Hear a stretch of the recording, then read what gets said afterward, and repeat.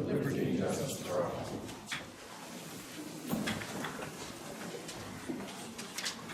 I want to thank everybody for coming tonight. We have our engineer in, John Dunkel,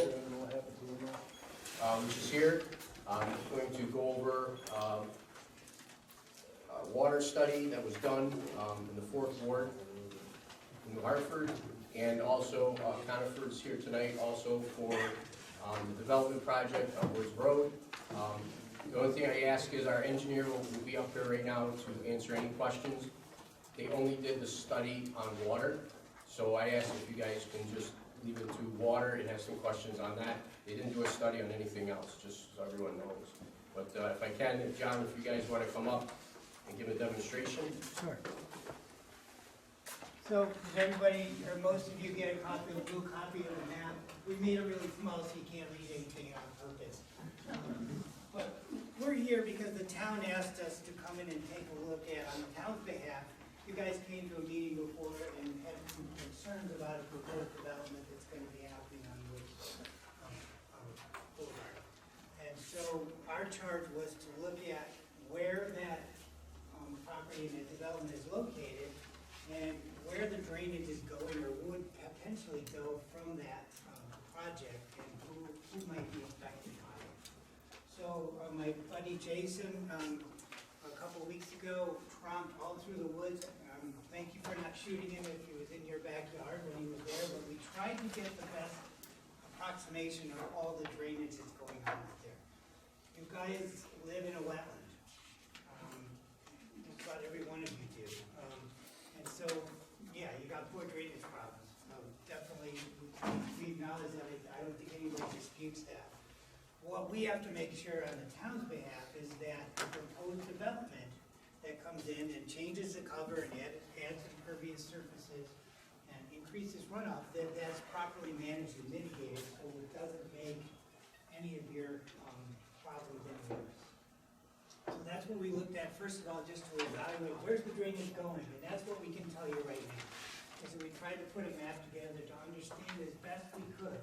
Now, we're probably not going to have this perfect. We didn't get to everybody's backyard, and there may be some drainage patterns that are slightly different, but we kind of looked at the big picture of where is this drainage going, and how will this development impact any drainage areas. So let me take you through the first map. The simplified version is up on the screen.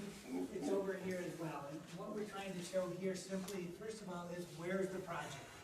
So on orientation, this is Woods Boulevard, Woods Highway, Route 5, and this is the Homestead development, Concord Boulevard, Hamlin Place, Park Boulevard, Carl Boulevard, Lexington Boulevard. In pink is the outline of the 47.5 acres that the developer is now owns, and within that area is the development footprint, the proposed units. So we did this first just so everyone can see the relationship between the development and the adjacent neighborhood. From there, we went and created the drainage net from Jason's evaluation of the area. So there's a bunch of stuff on here that I want to make sure you understand. First of all, we looked at the wetland map, the federally mapped wetlands, and that we've shown in blue. Those are the actual wetlands that have been mapped. Now, as Jason was out walking around this area, there's a lot more wetlands than what were actually mapped. It still meet the same characteristics. So the green shading represents our best estimation of where the wetland boundaries actually are out there. So if these areas were to be mapped, this is probably what would encompass something like this. The next thing you'll see on here then are the orange lines, which represent our best approximation of the different drainage areas that go to drain in different directions. The biggest drainage area, if you follow the orange boundary around the edge, the largest drainage area drains to the north and flows under Woods Highway through two large 48-inch culverts. That's most of this area right here, including about 2/3 of the proposed development site is all tributary to that culvert, and that includes the homestead area and a lot of the rear portions of the other streets along here, all flow to the north, and that's what the yellow arrows show as our best estimation of where that drainage flows. So, huge portion of that area is tributary to culverts under Woods Boulevard.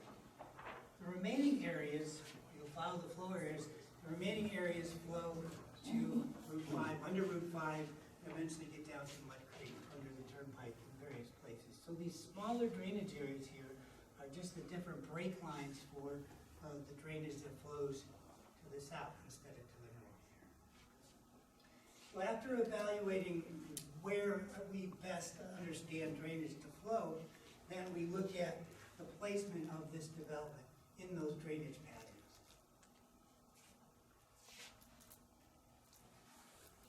On the screen as well. So most of the proposed development footprint right now appears to be in a drainage area that flows south to the turnpike. A small portion, and there's a break line right here, a small portion of that potential area is tributary to the large drainage area that culverts under the boulevard. And then another section flows through another swale, and again, is tributary to drainage system under the turnpike. So that's what we know right now. That's kind of how that development fits inside the drainage patterns that are out there. And that's what we know about the development right now. Right now, this development is in the stages of simply looking at a zone change. What the applicants will be required to do is to develop a full stormwater management plan that mitigates the impacts that they are creating. This is by state law, it's also by town law and town development criteria. That they cannot make anyone's drainage issues any worse. They can't. And we will hold them to that standard. We have to as a town. Or you guys will be all over us if we don't. So we have to make sure that the applicants do that. They meet all the state criteria and that they do not impact it. So we don't know yet how they're going to do it, but we know it can be done and we know that we will hold them to those standards. So that any increase in runoff will have to be detained, treated.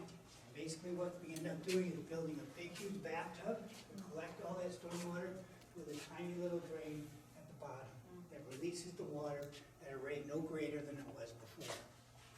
Now one thing we also can't do, because of the fact that there are wetlands around here, we can't divert runoff. So part of the site runoff may be feeding and flowing to the north.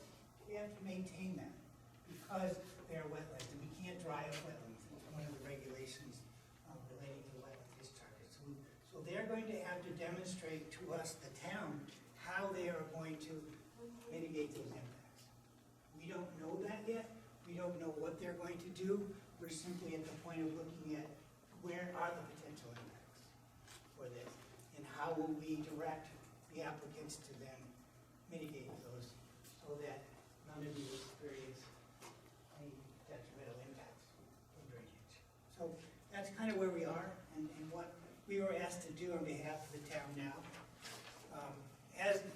If this project moves forward, I, as the town engineer, will be looking at all of the details of the stormwater management plans when they become available.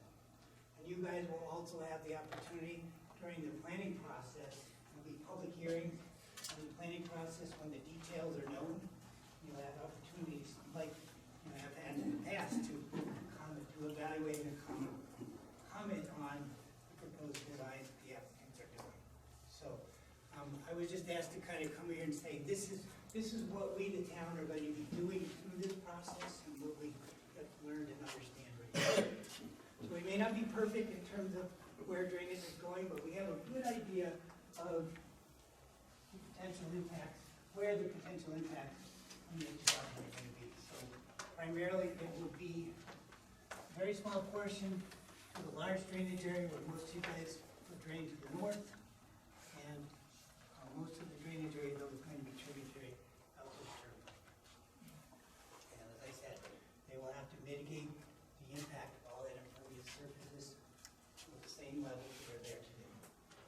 done. We have the technology to do this, and the state regulations require anyone developing to adhere to those standards.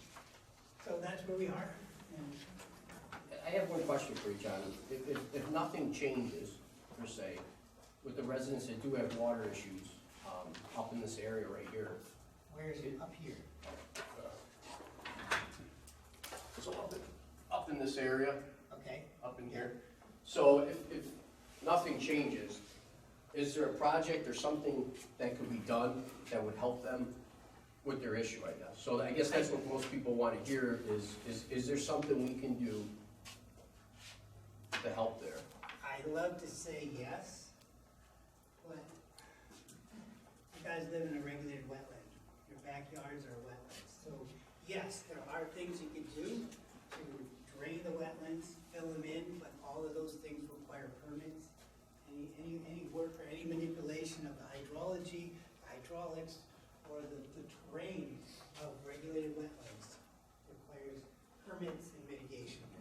So short of doing that, this is a naturally occurring, high-quality wetland, by the way. Wooded wetlands are one of the most valuable types of wetlands out there. So it would be very difficult to really get a permit process in place where we could drain the swamp. So it is possible, but I'm sorry to say it's probably not too late. Along those same lines, it drains north and then it goes through a dual culvert, right at the town line. And under 840, And then under 840, it goes into, White Creek. well, that's the, is that not the trail and the wetlands along the trail? Yes. Is there a way to relieve the pressure on this portion and dump more in there? That's a good question. And if this were dead flat, yes, could, but there's like 20 feet of topography change from here to the developments up here, believe it or not. There's actually some pitch to this land in through here. And it's just that the soil types are such that none of the precipitation goes into the ground with all wetland soil. So the wetlands are actually kind of on a little bit of a slope. And And that would relieve the so if pressure. you relieve the pressure here, it might impact this small area at the same elevation here. But moving up to the hill, these wetlands are created simply by pockets of low areas on this, kind of on the side of the hill. It's very shallow, but it's still a little bit of the hill. And that would entail a federal permit, correct? Yes. Yes. I just got two questions for you, Jen. Sure. So what you're saying is if the residents wanted to do anything, it would be kind of difficult with these permit processes in place Yes. to Yeah, mitigate. I mean, it's not impossible, but these are high-quality wetlands that Army Corps and DC don't like people to mess with. And then messing with it includes draining. I see that there was a couple of green areas where the proposed development is. Is there any issues there that you see? That's one of the things we're gonna ask the developers. We think that there's probably wetlands in the area that you may be proposing the detention. We need to have a delineation done there to determine whether or not it is. And if that's the case, it'll have to be moved. Any impact or any development will have to be moved outside of regulated wetland. It appears as though, from our visual observation, that is a wetland area as well. And the drainage that goes to Route 5, Yeah, and started in many different crosses locations. Route 5. Do you know whether that daylights, or it isn't culverted all the way to Mud Creek? No, basically they're culverts just under the turnpike and then they daylight on the other side and they flow down to Middle Settlement Road. Yeah, there's no dedicated drainage all the way to Mud Creek. So, but indirectly, that affects Mud Creek. Yeah, this is in the Mud Creek watershed, Right. But that's a direct line to Mud Creek. even though it's overland. Right. So, want me to do questions? Yeah, did you want to do questions if each person wants to raise their hand and ask a question? It's fine, sure. Yeah, if you don't answer two, I can do. What is the baseline? How do you develop a baseline that no more water would be coming after the project as before the project? How can you develop a basin before that? They will do a pre-developed analysis of hydrology analysis of the site with all the forested land there, and that will be the benchmark at which they have to. So there is actually a way to do that? Yes, that's the state protocol for how you do a hydrology assessment of an impact. So that basically, whatever that hydrology analysis shows dictates the size of the bathtub drain. So that the runoff rates are no greater than they were before development. And that'll be all put together into a stormwater pollution prevention plan that the town will review in detail. The holding time. It hasn't been designed We're yet. at another meeting. Since it's only a 15-foot drop to Seneca Turnpike, how deep could that possibly even be? It has to flow by gravity, so we don't know those details, I haven't seen the detailed grading and site. So that'll come out, All right. that'll have to come out, and Because we got it may end up taking a lot of horizontal space, if vertical space is limited. We're gonna have to size that bathtub so it's big enough to capture that excess runoff and release it slowly. So where would you suggest the bathtub go if there are planned bathtubs in the middle of a wetland? Then they'll have to reconfigure the site around it. Do you feel that there's too many buildings there and it's too big a site? That's not for me to determine. Okay, well, I mean, Yeah, there's a lot of Point water of there. order from Carl Boulevard. Carl, okay. I am in the middle of wetlands. It is. We know that. Yes, you've been my backyard. I can't generally use it till August Yeah. because it floods at least half of the time. Right. And there's basically about that big of a pipe, which is like putting a straw in a lake. It doesn't drain right. So we're trying to figure out what we can do. They've been in my backyard. We're saying now, if we want to fill it in and all that, we have to go through like applications and permits to actually do that because there's no drainage back there. Because it's a wetland, yes, because it's a regulated wetland. Well, with that, okay, it's a wetland, and you're talking about building something that's 2 acres big as to drain, to get water in it. I can tell you, I've lived there for over 25 years. It has gotten worse. My neighbor, his kids were out in the backyard in a canoe. That should never happen. It's getting worse and it's coming further and further. What options do we have? So If they deny me, what do I do? Because when that water runs over, it's gonna come our way. We're going to be flooded beyond what Downville went through in that area. That's my worst fear right now. So first of all, you're saying that things are getting worse without this development. Right, correct. That's 100%. thanks to climate change and the way we see runoff these days. We're getting storm events that are compressed, a shorter duration, higher intensity, it's raining more, we're getting more amounts of rain.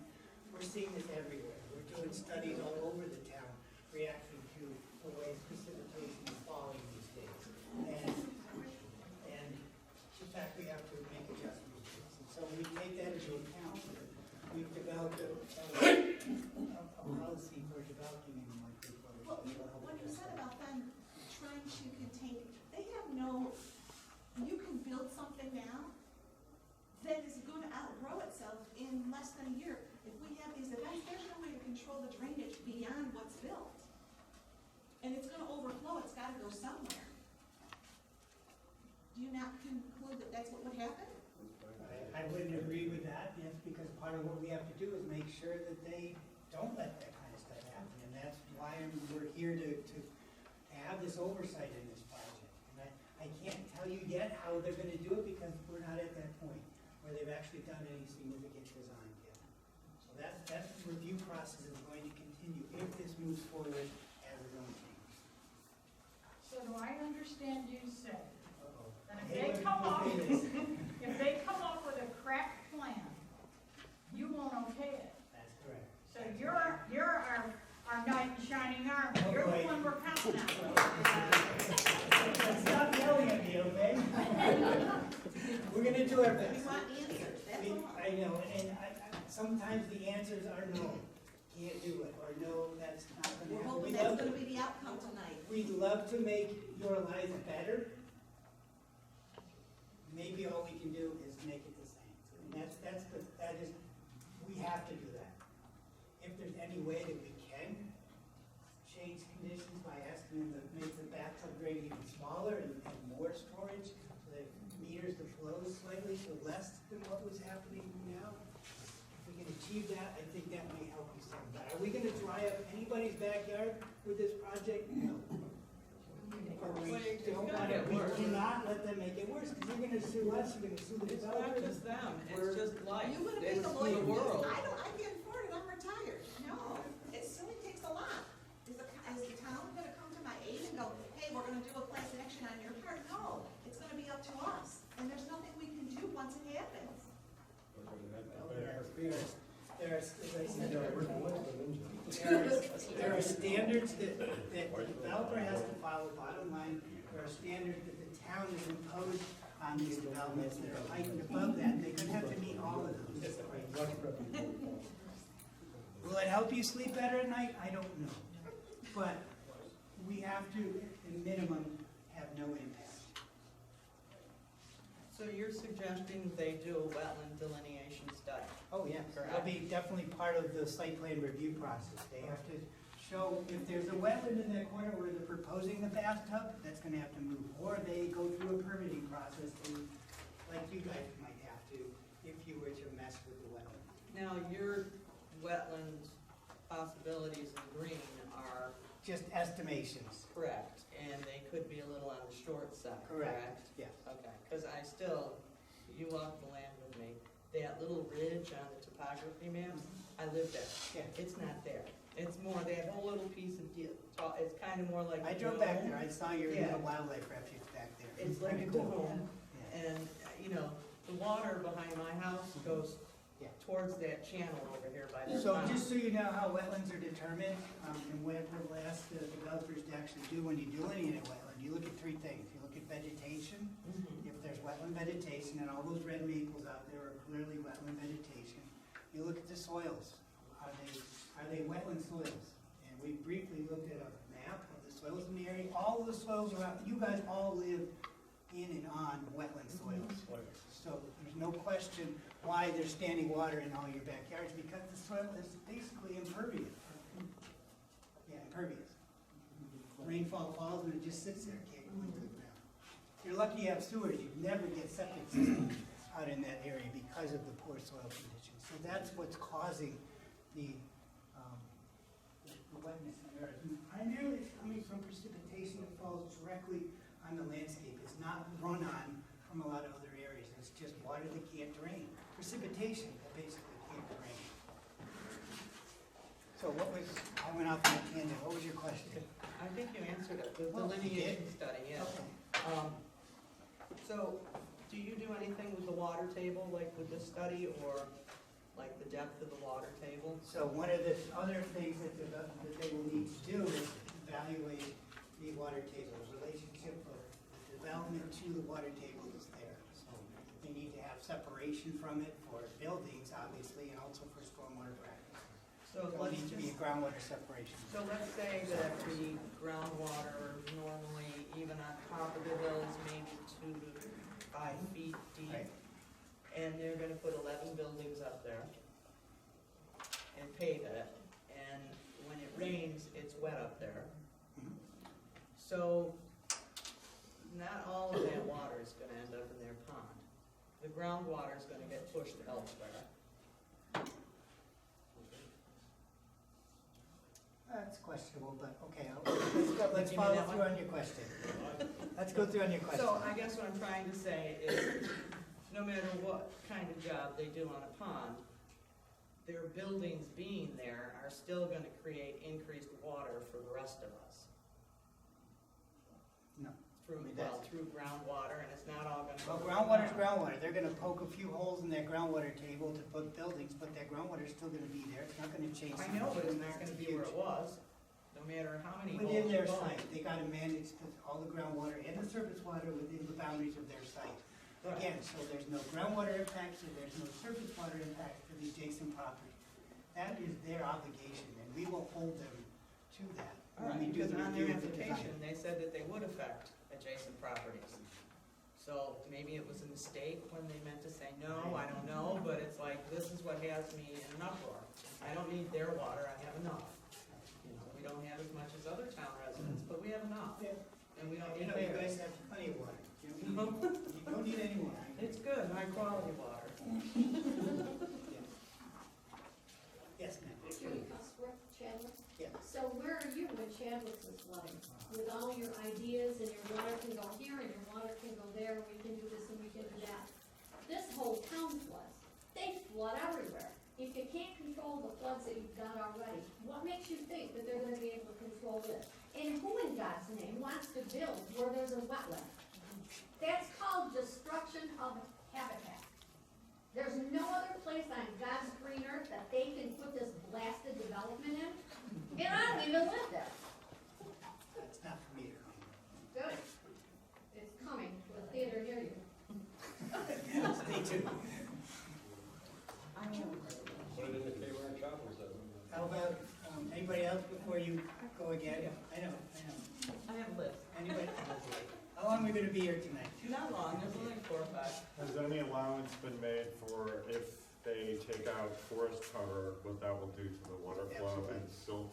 Yes, absolutely. That's the whole impact analysis they're gonna have to do for not only stormwater runoff volume and quantity, but water quality. And they'll have to mitigate those.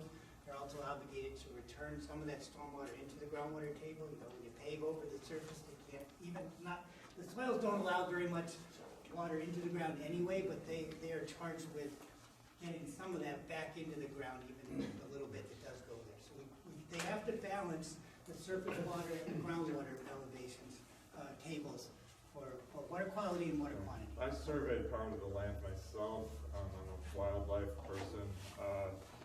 I was concerned about vernal ponds and the effect of silt on the vernal ponds, as well as the effect of loss of forest cover. Right. Just changing the temperature Sure. of that water can lead to the loss of amphibians and can lead to the loss of members of the food chain. Question, are you guys doing seeker or Yes. the planning board? Town board. Okay, that's part of the zone change? Yes, So those sound like, are they part of the seeker review? it will be, yes. Okay, so that's a seeker review, environmental assessment of other elements of this project besides the Do stormwater. you know if they will do an avian risk assessment as well as part of the environment? That's for your discussion with the town board and what they require on seeker. I'm here to talk about water, but also good point. Yes? Is there a written report of all this somewhere that we can have? No, other than the map. We got called in about 2 weeks ago to do this, so we could be here tonight. That's as far as we've gone. I think that's as far as the town has asked us to do at this point. Thank you for being here, but we do need a written report, we need things in writing, and how's this water gonna affect sewers, and they're planning some kind of sewer down at Route 5 too, if they do this development. Has that been looked at, like, they're gonna dump water down the sewer? They better not impact sanitary sewers, or that's definitely not something that's gonna happen. How will you be able to predict the water runoff? You're saying our increasing problems now is due to climate change. People are out there saying climate's changing. Big problem for the liberals. How can you predict what climate change is gonna be in a year? Well, we're gathering data, rainfall data over time. We're looking at 30 to 50-year windows of Yeah, you precipitation. said it just happened within the last couple of years. Yes. We're getting And you guys heavier got storms hit. in a shorter period of time. How do you know what's gonna happen 6 months down the road? We don't. Can we predict and protect every type of crazy precipitation event that we're getting? No, but we build factors of safety into the practices that are designed to do the mitigation. And that's, again, the standard that we will hold the developers to. What goes north affects the homeowners, what's gonna go to Mill Creek, it's gonna affect Big Apple, JK. And we're part of the big town, we're part of the big town Mud Creek study. We're building flood control, a flood control dam right now on Mud Creek in Middle Seventh Road. Possibly looking at another one down in Sangertown to look at the big picture. This is just a small picture in the big watershed picture. Yes. Another question, the owner's brother came to town board meeting several years ago and asked for a zoning change from what it was to commercial. Mhm. That was granted. Mhm. Is this zoning change gonna have any impact, commercial to whatever they're proposing, on how the wetlands are managed? they left it commercial the way it was, the owner already got a zoning change request done once before. I think the only zoning issues would be in terms of what could actually be built on the property. So commercial zone would allow certain types of uses. Apparently the use that's being proposed here doesn't meet the zoning requirements, that's why there's a zone change needed. But it really doesn't, it doesn't affect how a project would impact stormwater directly. The zoning is related to what types of uses would be allowed on the piece of land. So with a commercial use, there could have been a shopping center there with all kinds of hard surfaces and parking areas. They're requesting a zone change to allow for residential, multifamily But it's residential. my as I understanding they understand it. are gonna leave the other 20 acres commercial, and another party's gonna give that or something. That I don't know, and I can't Okay. speak to. That's discussions for the town board and the zoning issues and with the planning board. If they subdivide that and that other 28 acre parcel or whatever is out there, someone would have to come to us. It would be commercial, it's a C1 as it is now. And as you know, somebody could put a shopping center there without any zone change or whatever. But after they subdivide, that becomes a separate entity, and if anybody wanted to develop that, they'd have to come back here from square one and deal with all the issues John's talking about. So if it stayed commercial and somebody proposed a commercial development on the same property, we'd be having the same conversation, we'd hold them to the same exact standards in terms of stormwater management. What about a solar farm? What if they were proposing a solar farm? Solar farms would have, they have stormwater impacts as well, and they would have to address the same issues that we're talking about here. No different, just different scales. So have you ever found a property you couldn't figure out how to develop? No, we engineers can do anything. We can build dams, we can drain swamps, we can do anything. Is it practical? Is it realistic? No, and we shouldn't be. We shouldn't be, but we can. The technology's out there for us to build on just about any piece of property. Look at the crazy places we build now. We build in the floodplain all the time. We build on the beach, on the ocean, where things get washed away. We drain swamps and build them. We can do it. Should we? No. Does this map also include the setbacks, from, like, say the green became blue? Alright, so does this map have the setbacks It does from the not. wetlands? It depends whether it's an Army Corps wetland or a DC wetland. If Okay, it's but a I'm just saying, that's, what the colors are just the wetland part, it's not Our the, estimations of, keep in mind, they're Right. only our guesses as to what's there right now. right, but it doesn't include the setbacks that they would have on it. And the setbacks, so if it's an Army Corps wetland, there's no setbacks. You can build right up to the edge of the wetland. Alright. If it's a DC wetland, there's a 100-foot buffer associated with it. It needs permitting as well. According to the legend, the blue part of the wetland is met by an Army Corps. Correct. Okay. Army Corps, but I believe that, Jason, is there a DC wetland with this too? It looks like it's big enough. I believe you checked for DC wetlands, you checked Army Corps. The DC wetlands are only 12.5 acres or larger. Right. Army Corps wetlands will regulate puddles down to less than 1/10 of an acre. So all those vernal pools, whoever was talking about vernal pools, those are all protected wetlands. So John, as you said, the blue is the delineated wetland, That's but the the map green, wetlands. yeah, that's the map wetlands, the green is what you projected. What as we being. think, that's really where the wetland areas are. Correct. Yes, ma'am. John, the problem is, like you said, climate change is changing everything. 2 years makes a difference. 5 years makes a difference. You know, like you said, 20 years down the line. Well, you know, not for nothing, but maybe 30 years from now, you're not gonna have to worry about this, because maybe you won't be alive. So you're not gonna be looking at this. The surface is does that still mean I gonna be don't- here. Does that mean I don't think about what's gonna happen in 30 years? So If why I should you didn't, think about what happens in 30 years? Maybe you'll be in a nursing home. I don't know where you're gonna be. Oh, let's stop this yeah, conversation. let's, That is not, wow. I'm not gonna respond to that. Anybody else have a legitimate question or comment? Yes. Yeah, hi, Jim Marsher, Woods Highway. Question, I don't mean it as a loaded question, because I know the town. Hold it on, I get No, paid the for town- this, okay. I'm gonna say something that people may groan at, but I know the town's trying to do due diligence. I know the people up here to be good people and so forth, and, you know, it's a residential community as well as commercial, et cetera. And the question about zoning and so forth, we can be deciding tonight. But piggybacking on some of the other questions, you're going to do your due diligence and do the best you possibly can in the planning phase for something like this. So if this development goes in, and you're going to try to mitigate whatever water problems there are and so forth, but to the point about climate change or whatever one wants to call it, that, and again, pardon me if it sounds like a loaded question, can you guarantee 20 years from now that there won't be more water there than you anticipated, and that these people's properties are going to be flooded as bad or maybe even worse? Can you guarantee that? No one You can can't- stand up here and say that. If they do, they're not being truthful. We're trying to understand nature and how nature performs and do the best we can Yes. at kind of understanding it, predicting it, and then mitigating it. I appreciate that. So, the question before, the town is, should that area be developed in this way? Another question is, should it be developed on that side of Woods Highway at all in that particular area? Are we playing with fire? Because there could be a lot more water or intense events, as you had suggested, that are already occurring. It gets even worse. And there are a lot of residential properties around there. Ours is one of them. We have experienced flooding coming down the road over the years. And from one of the areas just on the edge of Woods Highway, where they're going to be putting those buildings, and then there's Woods Highway. And there's an area in there where the water came right down, flooded over our driveways and so forth. Well, that was small compared to what I understand is happening to people here.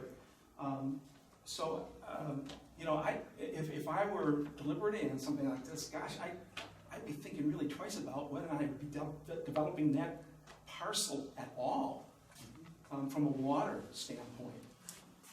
As I said before, there are standards out there that allow us, that courts will uphold if those standards are met. They have done, the town has done their due diligence. I have done my due diligence on behalf of the town, on behalf of you guys, and the developers have done the same. We've held them to that standard. And that is, there's no guarantees. Yeah. I wish there were. I wish I could stand up here and tell you guys, yeah, no problem, I'll guarantee you forever. When I'm 40 years old in a nursing home, and nothing's gonna change. I can't do that. And I won't. That's a Nor can genuine we answer. say I that for appreciate any that. development that occurs these days. Can we ever say there's a development that will not impact somebody detrimentally? No, we can't guarantee that. Right, but is it an acceptable Are margin we of doing error? enough? Are we Yeah. doing enough though to Yeah. minimize that? And that's what where we're gonna move forward. And I'd also like to add one thing too is, we did this study for the knowledge of the residents to see their issues that are in their backyards and kind of look at the area for its whole.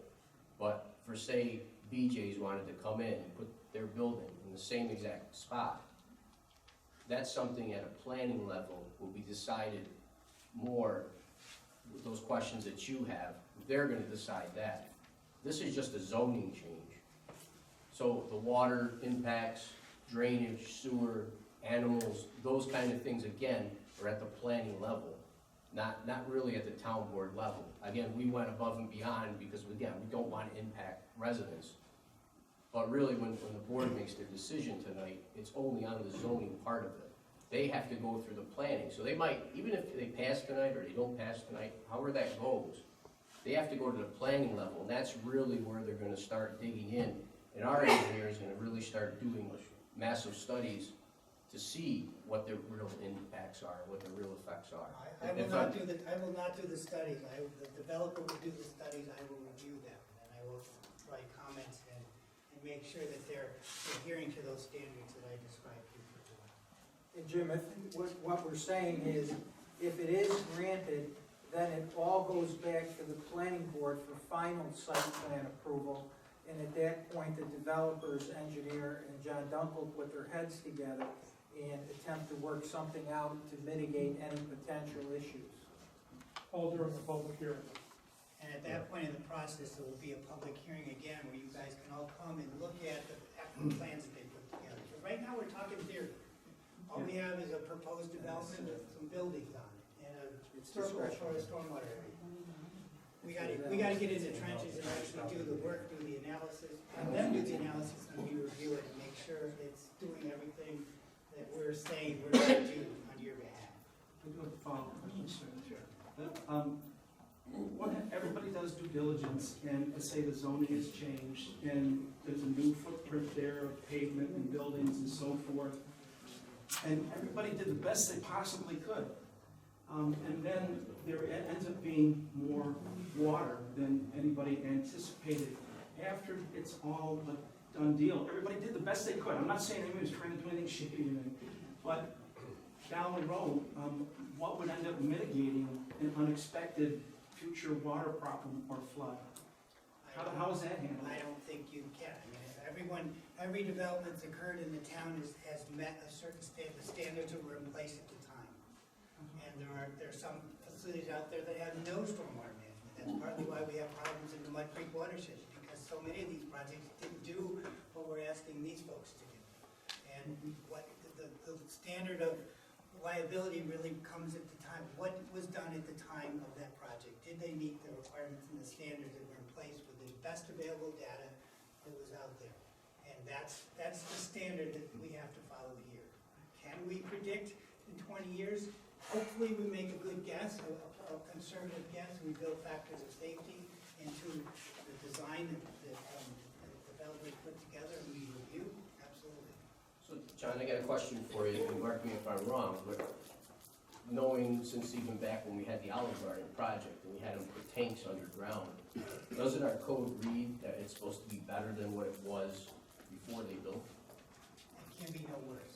Well, the standard The we standard for the apply state, Yeah. is like a 10 or 20% reduction. Correct. All the That's in your developers, code. So All the just in developers saying that, because do maybe that would answer your question too, again, on any build-out project. So if we're gonna make this 20% better to land that was there, it's 20% better today, so in 20 years, if you have massive flooding, it still should be 20 years, that 20% should still keep as it goes, correct? That's or the no? factor of safety that we build in. So yes, the town standards are actually to slightly reduce the rates below what's there now. And that's part of the study that they'll have to do and show how they're doing it.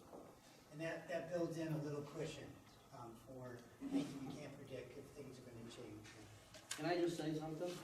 Even if there's no development, and there's a huge storm 100 or 20 years from now, you're going to see impacts from it.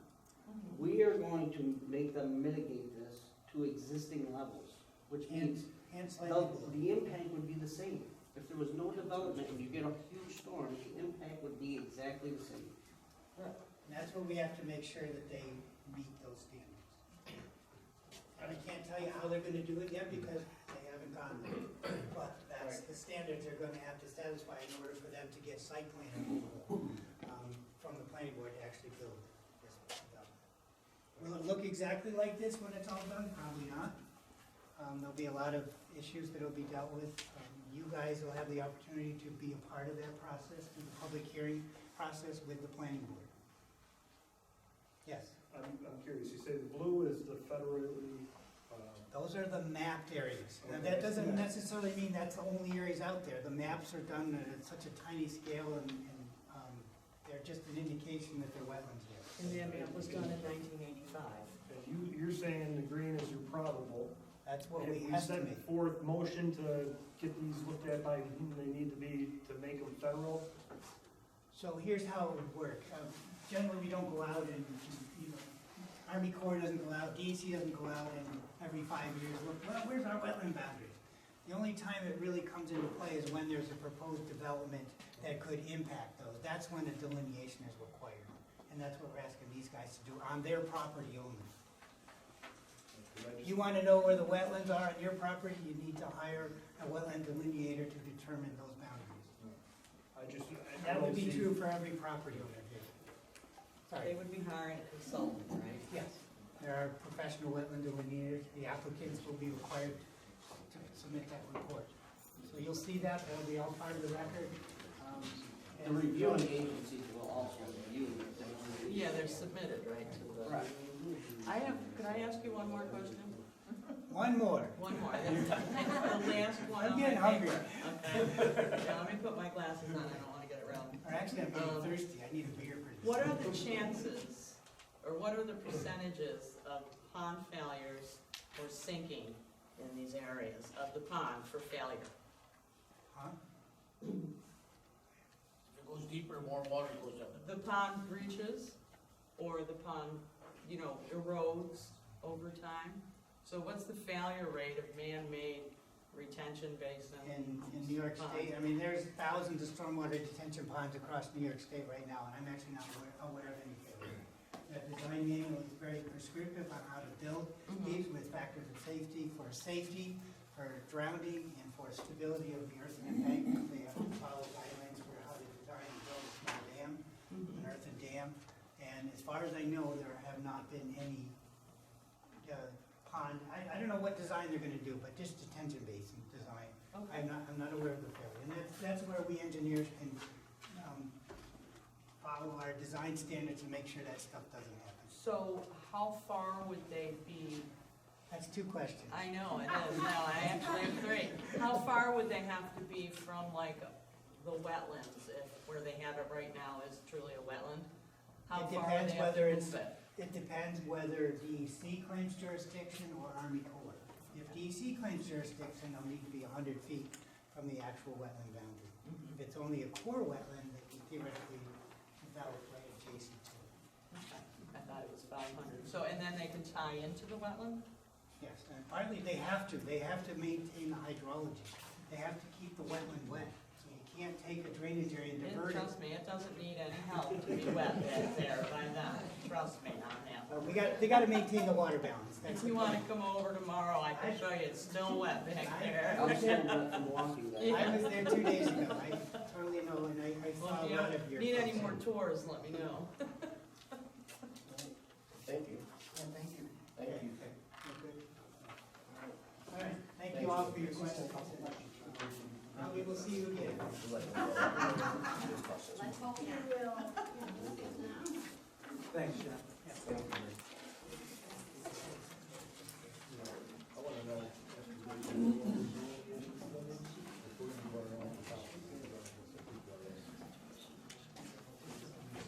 Yeah, we got a couple questions for her.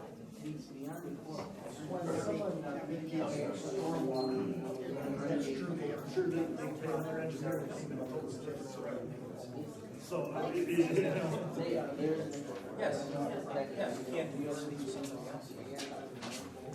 You have to maintain. Oh, thanks.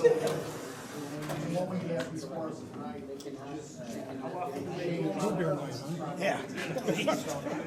As it is now. Excuse me if everybody, the board members are trying to speak, so if you probably want to hear them. As it is right now, it's C1, we have a shopping center, there's nothing anyone could do to stop a shopping center. It's a permitted use. And as he was saying, and to Jim Marsh's question, if it's a permitted use, it can go in there, and there's nothing you can do, because if you tell them, oh, you can't build a shopping center, it's a taking of their property without due process, because that's a permitted use. You can't That's stop why I was gonna piggyback on what he said. He said, well, we shouldn't let anything go on the property. We don't have the You right can't, to do that. you can't take somebody's property and tell them you can't, I mean, you can have a moratorium. If there's a serious issue, you can enact a moratorium. In the last, is this an overlay situation? Yes, where we can put PDD. any type of restriction around? Yeah.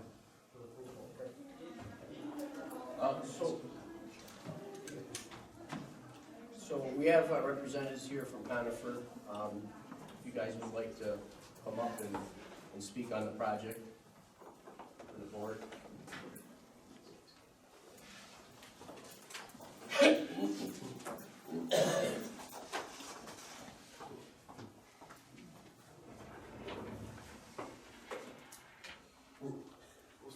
Briefly, Mr. Supervisor, members of the board, my name is Jerry Goldman. I'm the attorney and agent for Conifer on this matter.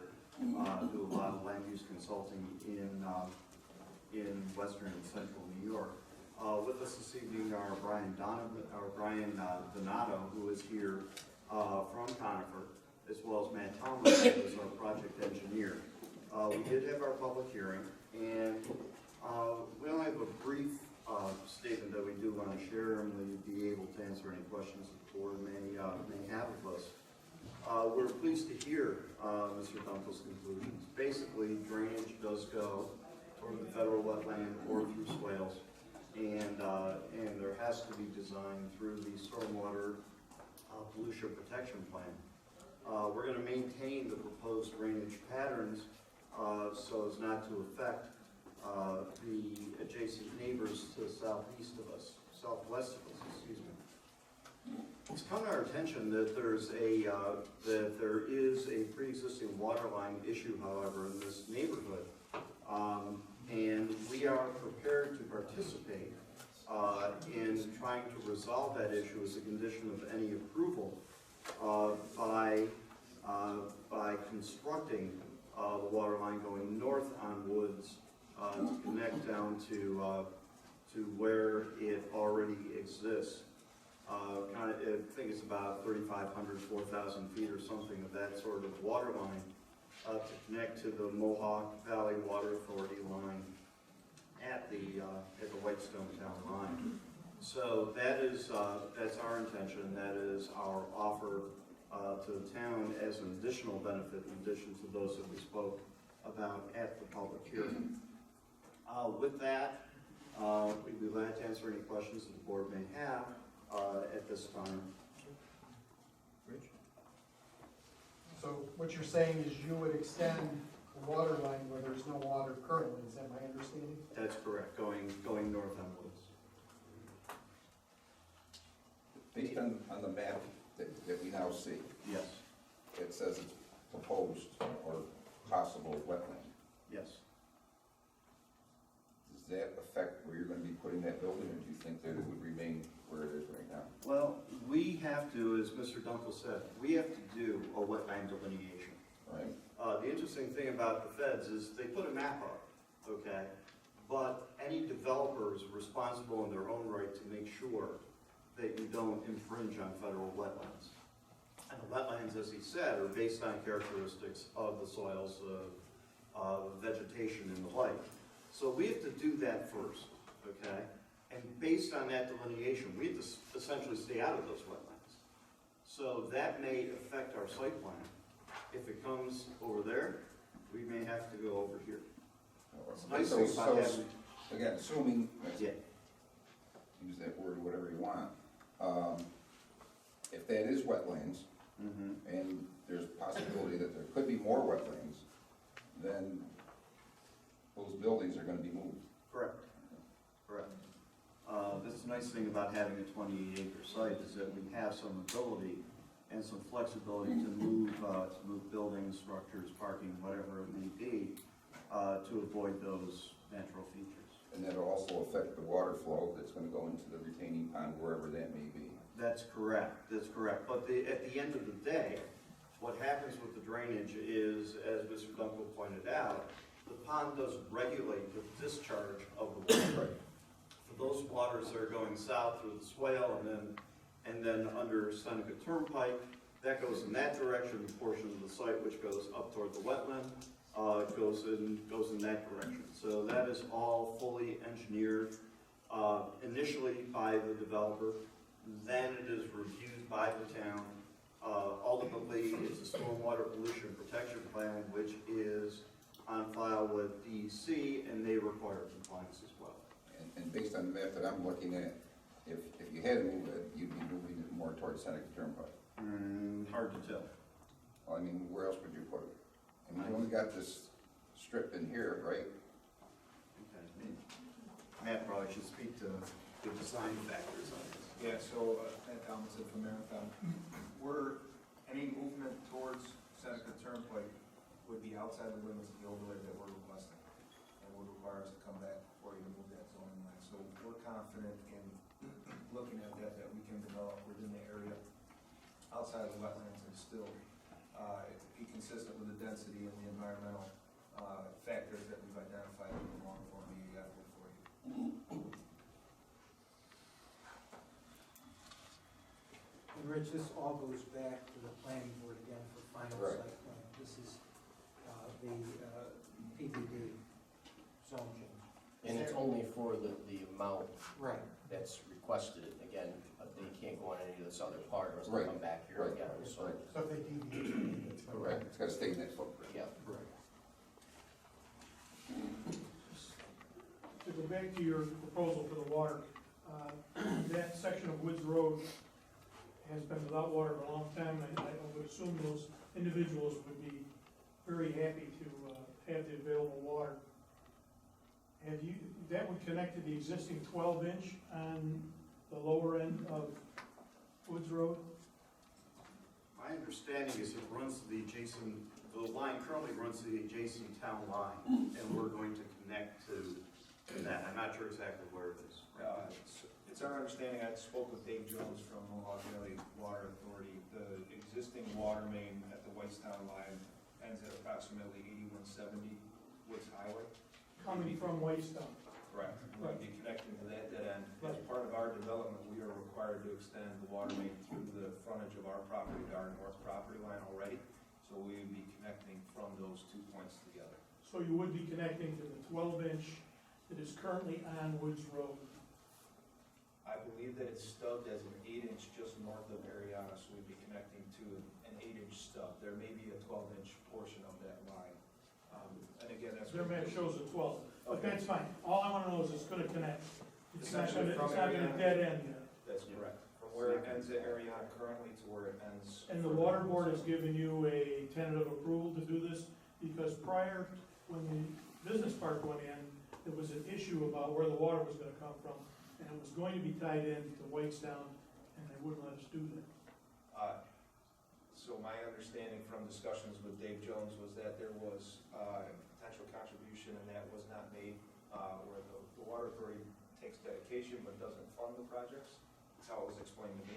So with the developer committing to install it, he told me that that would be something that they would be in favor of.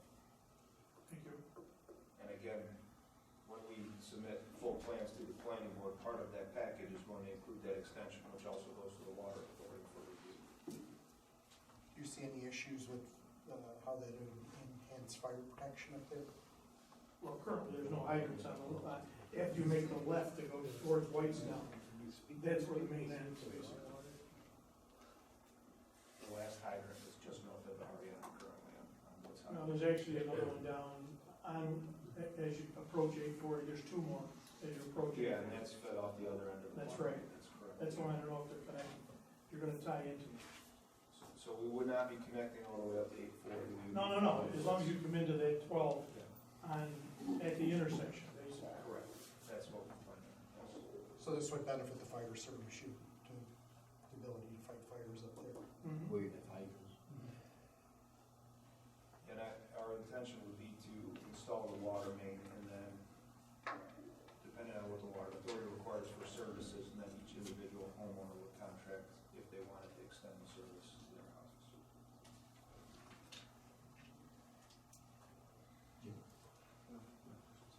Rich, any more questions for me?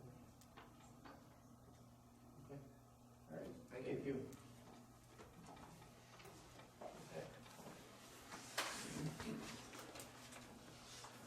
Do you guys wanna act on this now, or do you wanna go through the board, or? Do we get to talk? We wanna vote. You wanna vote? You wanna talk? Go ahead. Okay, any other, Like it yet. any other questions besides the ones that John already answered? Do you think that the homes on Woods Highway there, that, I don't think any of them have any problem with their wells. Do you think a water line is any benefit to them? Do you think maybe you run by them? I mean, you're trading off. Well, we've got phone calls all the time, so. Yeah, well, that's what I'm asking. Yeah, so to be honest with you, yes, it's very beneficial for all the people. Every person on there is called to ask for water. They've been asking for years, even when I was councilman on the board. So, the problem was cost, even just creating a district for them. It wasn't cost effective or affordable for any of the residents on that road. So, yes, that I can definitely say that they've really wanted that for many, many years. And I know Rich has been around and he's got many, many calls from there too, wishing to have water. And, in a couple other parts of our town, the same thing. Being on Grange Hill, they wanted water also. I know I got a couple calls, it's been playing out from people on Woods Highway. When they said the business park was developed there, there's supposed to be water, it's sewage to have up there. I have a question. The fact that they just sweetened the deal, is that going to change the board members' votes? Okay, well, live with it. I do have one question about sewers. Because at the planning board meeting, Mr. Sherman said that they may need to do some adjusting to the sewer lines and a pump station, and the town wasn't interested in doing that.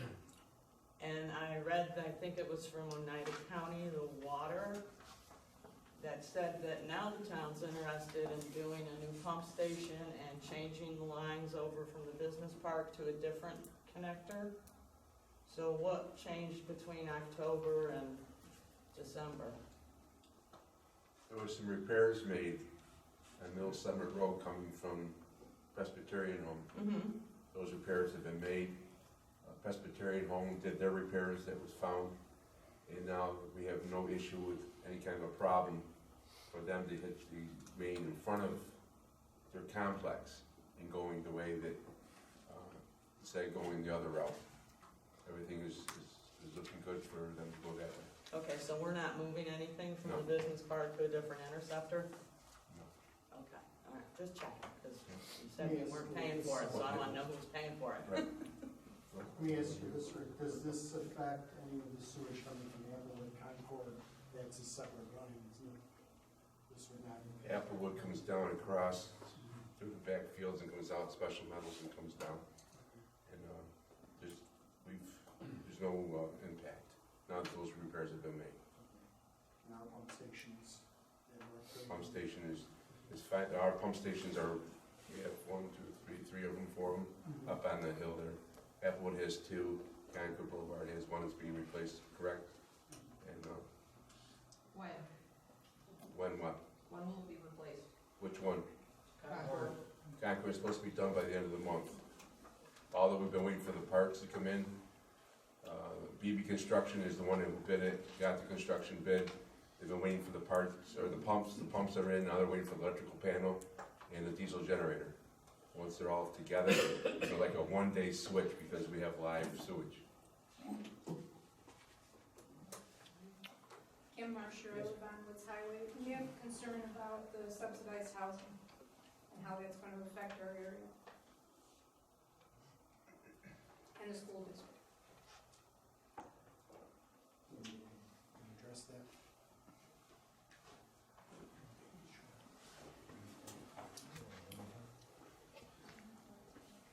Sure, the housing types that we're talking about here are referred to as workforce housing as well, and it's meant to take people within certain income classifications. To our mind, these are newer projects.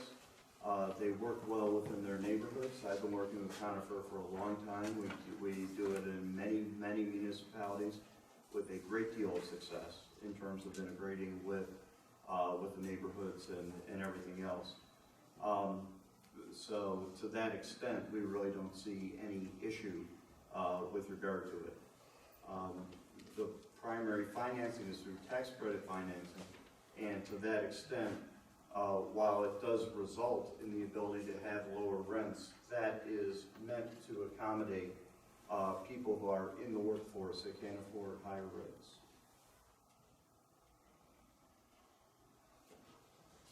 There's 6 of them on Cosmo Court.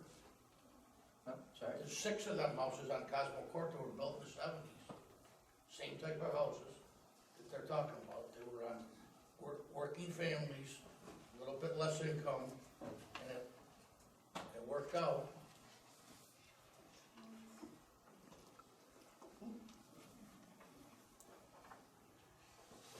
Is the board taking complaints tonight? I'm sorry?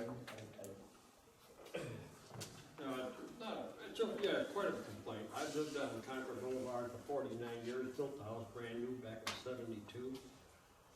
5 years before that, I lived in Clark's Mills. Okay, I've never had a problem in 49 years, but this year, I know the town's cutting back on services. I've never seen a plow without a wingman, and the plow is now literally on my street. I don't know about anybody else's street, that they don't A wing blade is for pushing snowbanks back, not to plow the road with. You got a 10, 12-foot blade on that truck. Concord Boulevard's 19 feet wide. Some yards have that wing plow up their yard 2 feet to 3 feet in. Is the town gonna come up and replace all that sod that they tore up? And I don't know if it's happened on other streets, but it's terrible. And I said, you don't need a wing on these small streets. And a poor driver by themselves, you cannot see that wing. I drove a plow for Westmoreland for 5 years when I lived in Clark's Mills. And without a wingman, you cannot see where that blade is. You're guessing where it is. And if you're coming around a curve in a road, it could go off the road and everything. But it's just something that I think that you don't need that wing plow unless we have 10-foot snowbanks and you want to wing them back. Well, maybe Rick could talk about the wing, but any of the services, we've actually increased services the past 2 years. So we haven't decreased anything. In fact, we've even upgraded our trucks. And well, yeah, but there's no wingman in there. Yeah, well, I mean, I don't think that's necessary. That was a decision the board made, also with Rick. Okay, but then bring a wing up, they don't need it. If the driver cannot see that wing, why have it down plowed? All right, well, Rick could talk about the wing, but I'm just saying that the services Yeah. themselves, we haven't decreased any services. No, I'm saying, you're doing a good job, you're plowing when we need it. But it's just that now you're tearing up people's lawns. I've got a pile of sod in my front lawn, and now I gotta wait till spring and then break it back. And the next snowstorm, which we'll get tonight, would be another 6 inches, and you're gonna see more sod plowed up. They don't need the wing when they plow a 19-foot road, going down and back up. That's all, my complaint. I'm drinking my cinder over to your house. Thank you. Yes, sir. I just want to clarify something. Earlier, when I was talking about zoning, I understand what you're deliberating tonight. My point was rhetorical when I said about why put something there at all. I understand if it's zoned a certain way. And so my question is there's not just 2 ways to zone a property of that ilk, am I correct? It doesn't have to be commercial, and it doesn't have to be residential, does it? No, there are a number of different categories. Yeah, so what I was saying is that if there's a concern, because of the water issue, if it can't be guaranteed that it can be mitigated, are we playing, pardon the pun, are we playing with fire there for the future? And should the land maybe be turned over to another more practicable use, as opposed to say, well, gee, it's commercial or it's, this residential property. So is there another alternative? These good people who want to put, subsidized housing in our area, is there another property somewhere that maybe would not have these types of conditions that require extreme mitigation?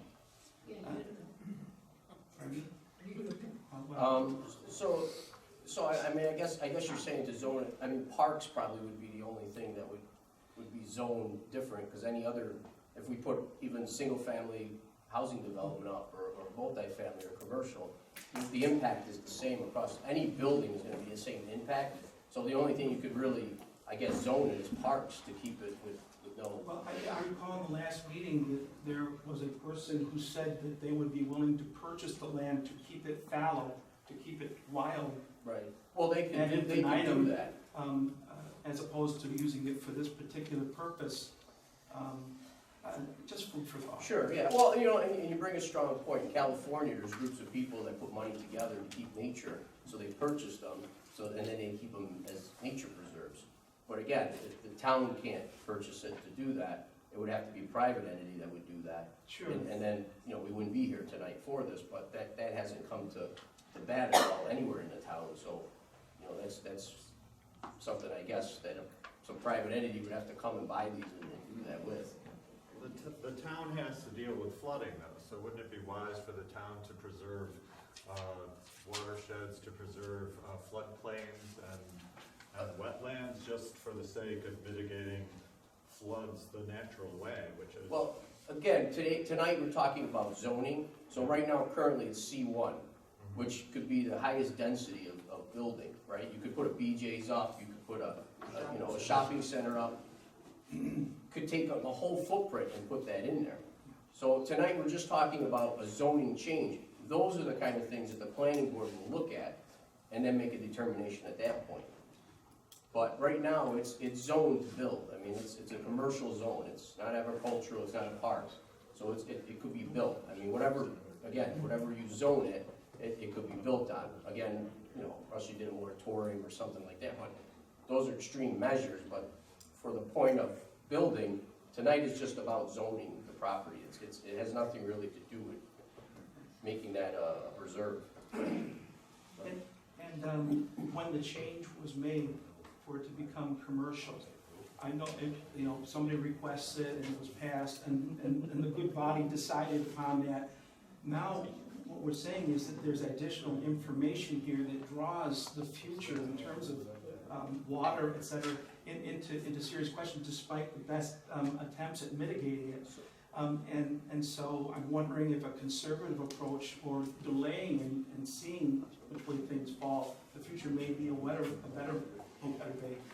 way of approaching it.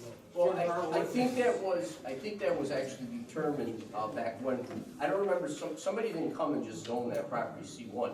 There was a comprehensive plan that was done a while back, and an agency came in, and they had public hearings. We actually had a committee in the town. They had meetings, they discussed this. This is what the committees came up with the company. So it wasn't one person that came and asked for a change and we changed it. This was something done as a town-wide project, and this is what they came up with many years ago, and it became C1, and you know, that's... Actually, the owner of that property and Larry Adler and some other homeowners came before the board and requested that their properties be changed to commercial, or it wasn't commercial, but it wasn't before commercial. It wasn't done then, it was done through the comprehensive No, it wasn't. plan. It was done then, Man, because we I have the completely- paper at home to tell you. There was Correct. 213 acres Yeah. that were rezoned to business park and something else. Right. But then after that, they had a Then after comprehensive that plan. is, yes, but Yes, these and it was people zone requested C1 it be through the zoned. comprehensive plan, because I was there on the board, and the committee we Before. selected, people were on there. The company came in from Albany, that nobody knew. They came in and they looked at our whole town, and this is what was come up with at that time. So again, no one got this change, but through the comprehensive plan that many other towns, Fayetteville, DeWitt, all other areas have done themselves. So it's the same process. There was nothing special about it that was different than we did, that they didn't do. So, Well, they'll be held to the same criteria that these people are being held to if they try and develop it. If there's wetlands there and they're larger than what's on the map now, they won't be able to build in them, everybody, et cetera. So- everybody has to go by the state Right. and their local codes and regulations and laws. So again, doesn't matter tonight if it passes or it doesn't. If it does pass and it goes to planning board, they might not still be able to do it. This is about, tonight is about zoning only. That's all this meeting's about, that's all this decision is on. So again, whatever the board decides on doing, that's fine, but it's only about zoning. So again, at the planning level, when this is going through, these are the questions and these are the answers that you'll get from that meeting. But for this meeting, you know, that's kind of not really relevant to the zoning part of it. So back to my point, sir, so it's an either or tonight in terms of the zoning to where it is now, Right. keeping it the same or changing it to this other option, not a possible other. Correct. No, that's all that's in front of us. Right, it's only a PDU overlay. Everyone has the right, yourself, anyone here can come to the board, pay the fee, and request this. The board makes a decision on the zoning, that's all we make a decision on. Then after that, it goes to the planning level, there's a public hearing. Again, studies are done, all the work goes into it, our engineers critique it, and that's where all those things come into play. Tonight, it's just about zoning, it's to say, you know, if this fits the area currently there or it doesn't fit. So that's all that's tonight. Same thing with another development that was on Middle Settlement Road again. It's just, is it fit in that plan or it doesn't? And it's not. All those other things, again, I think are really at the planning level, you know, and they're gonna go out to DC and Army Corps, and those questions will be answered, but by them. You know, they'll have all that information for you. None of us have that information yet. We don't know, because the work hasn't been done yet to see. You know, it could come through and maybe they can't build there, right? So if they can and there's no way for them to do it, then, you know, or it's too costly for them to build there. It could be that too. I mean, there's projects that have went down. I mean, you know, back in the day, there was BJ's that didn't go through on the other side of the street. So, you know, some projects do fail. But again, everybody goes through the same steps to be fair, you know, to everyone. So again, they come to the board, they paid their fee, they're asking for the board to look at the zoning and see if they'd like to change it. And that's all tonight really is about. The planning part of it, again, is all up to the planning board. And again, all those questions that you have, those will be answered or the project won't go on. And I mean, I don't know if many of you have been to planning board meetings, but those are questions that are asked and those have to be answered. Those are the state law, it has nothing to do locally, you can't avoid those. I mean, you know, they are what they are, you're not gonna change for the town of Hartford, so. And again, like Fayetteville, same thing, they abide by the same laws that we do, so. We redid our entire zoning map, 8 or 10 years ago. We brought in a consultant from Saratoga, I believe, who redid the ordinance, redid the maps in consultation with a citizens group, a citizens board that was established. There were a number of public hearings. This was something that took a lot of time to do, and as part of that, they implemented the PDD district, which is a district intended to provide for creative development, which will provide a variety of housing types and styles suitable for a variety of income levels. That's the whole purpose. So that's completely within the ordinance. So you've got people who've owned properties in this area for years or whatever, and to say to them, okay, now we're gonna change this and you can never build on it, you can never do anything with it, is really a taking of their land. You just can't do that. This ordinance was as a result of a lot of effort on the part of the board and a lot of effort on the part of the citizens group that met periodically. I think, Rich, were you on the citizens group? I was not in the group, but You attended the meetings and input was received from a number of people. That's what they came up with. And Joe Booth, who at the time was our codes officer, did a marvelous job in terms of trying to tone down the number of zoning districts that we had. That was the whole purpose. is there anything to them wanting to put this water line, is that conditioned on that? Well, they've made an offer to do that. Yeah, because every developer has to come up with mitigation fees and mitigation, they have to mitigate issues in the area. So this is one of the conditions that they're proposing for the project. So, yes. Just let me ask a simple question, because I just want to clarify it. So if you vote tonight, the board votes, and they say no, we're not gonna do a zoning change.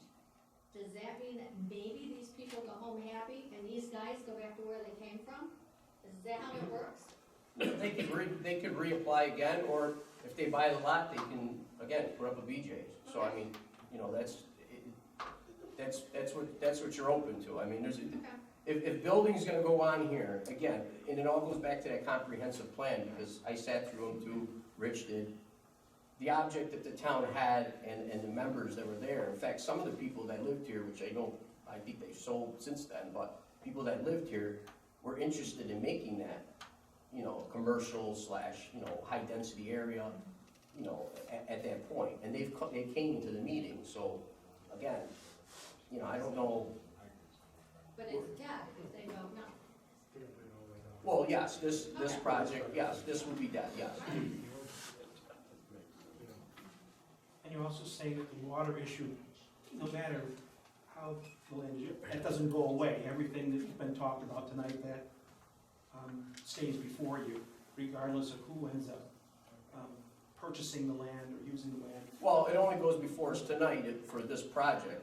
Again, if BJ's comes in, then this board doesn't even have a vote. In fact, no one really, it just goes through the planning level, which they say, does the water issues are taken care of or not, and that's really all there is. So this board will see this whole project through. They have to come back again through every phase to make sure things are done.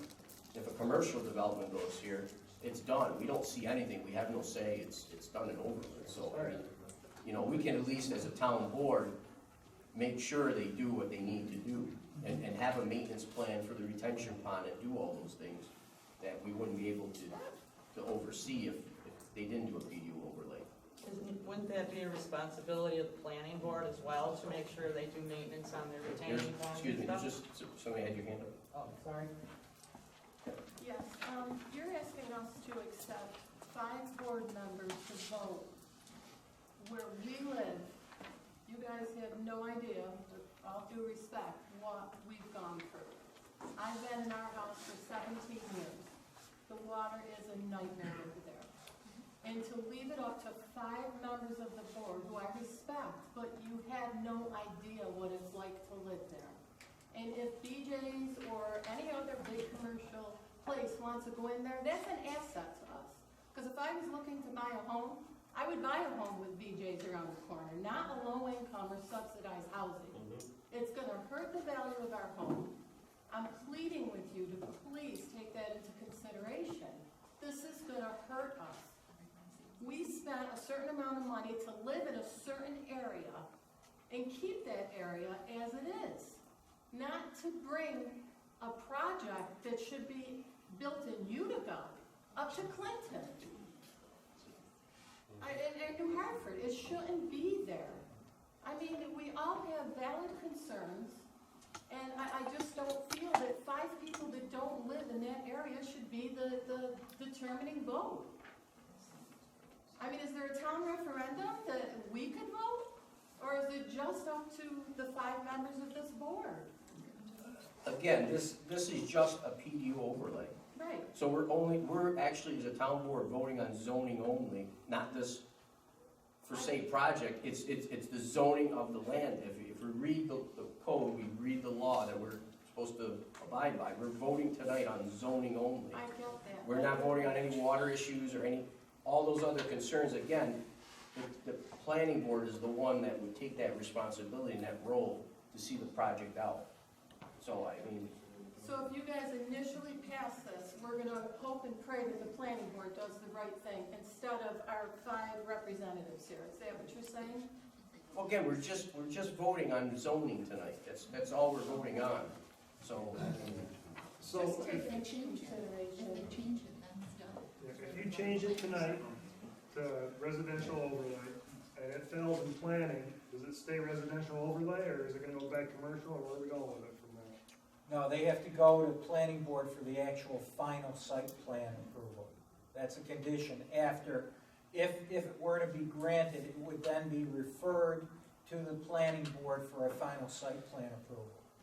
So it'll only be temporarily You didn't answer residential your overlay? question. Let's take it to the end. Take it to the end. It goes to the planning board says, no, can't do it. It's Does dead. the property go back to commercial, or does it stay residential? I think they have it for 1 year. Yeah, well, I don't know, I'd have to research that, but it would seem to me that if it's denied, that's a condition when they go forward, that they have to go and get final site plan approval, it's in the ordinance. So it would seem to me if that end of it fails, then the whole rezoning fails.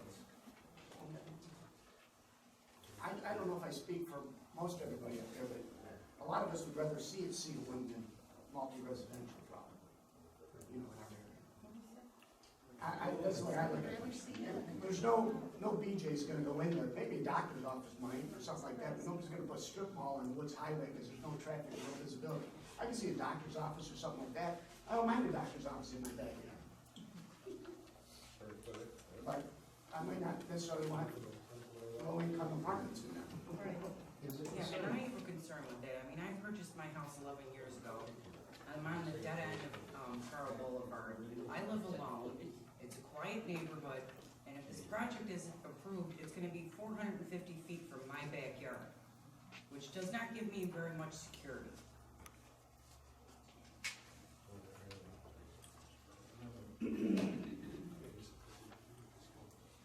To answer the other question, there is a reversion to a prior zoning classification that can be enacted by the town board if in fact the final site plan hasn't been submitted within 3 years from the date of the amendment. Then the town board may on its own motion initiate a zone map amendment to return the planned development district to its former classification. I would assume that would be the same thing if the site plan were to be denied, that they'd have that right. So there is a right of reversion in the ordinance. Well, what, they have to do for buffer and things, that would all go through the planning board? Yes.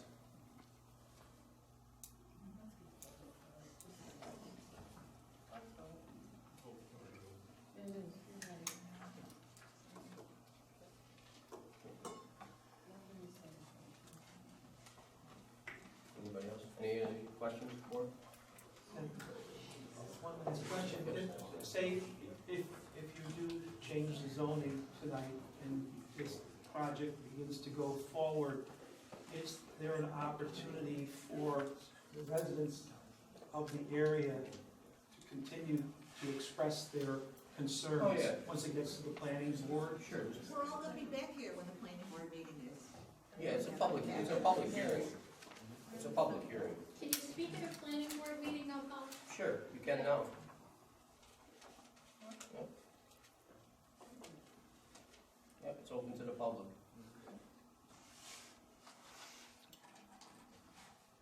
All right, appreciate being heard. Go through our meeting and then we'll vote after. You guys think about it? You wanna make a motion now or think about it? Say just do it now, before we. I think we need to close the public hearing, because I don't think we actually formally, I think we continued it subject to that presentation, so. All right, motion to close public hearing. Motion by Jim. Second by Rich. Discussion. All in favor? Aye.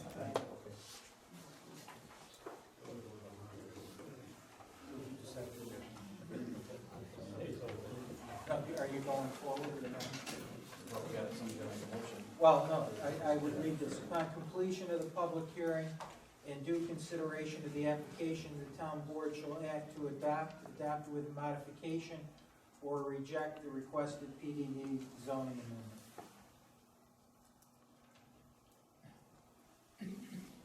And if it's granted, then it goes to the planning board for submission of final plans.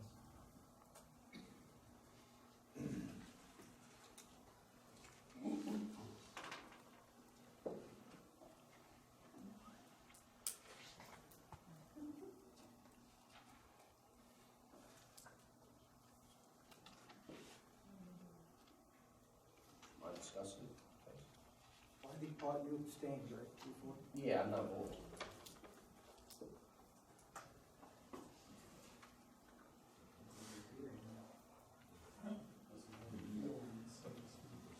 Well, all the questions raised tonight and in previous meetings are all valid, real concerns about their property and the impact on the town going forward.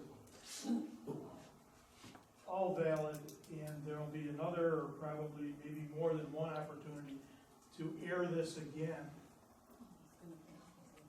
and again if necessary. But in my opinion, the best way to provide an oversight on the project going forward is to change the zoning and put it in the planning board's hands to resolve all the issues that have been raised tonight to the best for the town and the neighbors. I think that land development gives us the best control going forward. That's my feelings. I differ, only because we have two separate issues here. We have, these folks have stormwater issues or water issues aside from this project. I'm not in favor of a apartment complex or development in that area. I know it's zoned for commercial. I agree with the folks here, if it's something more commercial. That's what I would like to see. I'd like to see that part move out to be, that area. Not to disagree with you, I respect you, you know that tremendously. But I just think that looking at this map and looking at the wetlands and so forth, whoever comes in, whether it's commercial or, there's work to be done.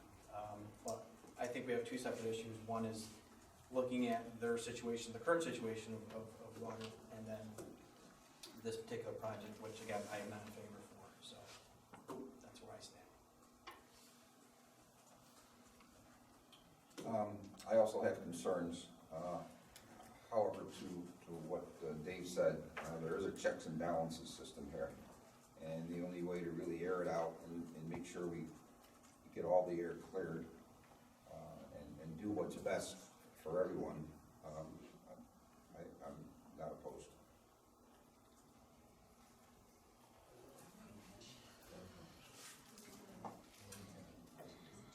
I see a lot of my people are saying that they don't want this development. There's concerns about the water up there. Some of my people want things on Woods Highway. I haven't really heard a lot of that tonight here, but, they're willing to do that. I think at this point, there's just too many questions of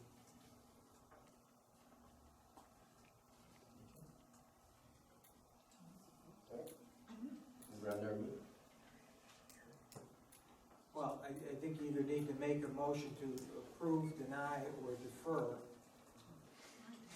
What was the vote? What do you mean, what was the, no, you You don't just have a gotta say motion. you're not, you gotta have a motion. We have to to, we something. need a motion to get a vote. Somebody makes a motion either way. Make a motion that you vote. In our favor? Can we You vote? second? Rich, make the vote. There you go, public. Make a motion to reject the Public meetings are application. Second that. Okay. Discussion? All in favor?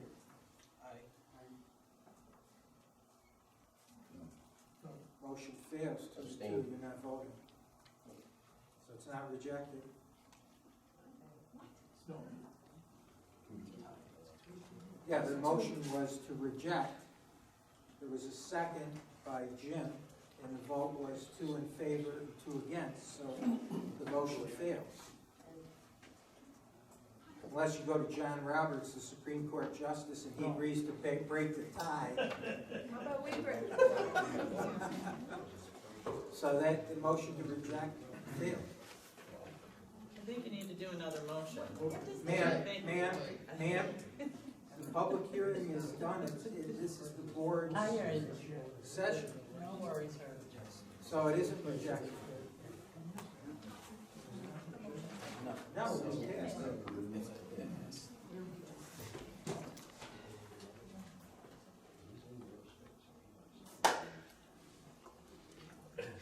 How does it work? So, 2 and 2, it's a what? Where's that? I'm sorry, I don't have to sit on this. It sounds like you have an impasse right now anyway, and I think the third option that the council was to defer, perhaps get some more information and take a look at it fresh next month. I mean, I don't think the motion to pass is gonna pass, correct? Unless you wanna make it, get it seconded, and see what happens. If both motions are denied, then it's deferred. And can come back on again if they provide additional information.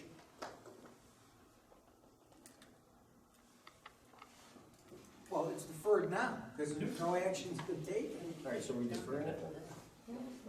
Motion to defer. Yes. Second. Motion by Dave, second by Rich. Discussion? All in favor? Aye. Jim? Did Jim vote? I mean, defer, I guess, if we have no other option. So We got everyone to agree on something. Well, I just think we got nowhere. Yeah. Great, thank you. Never had that happen. It does happen. So no action was taken, the application is deferred.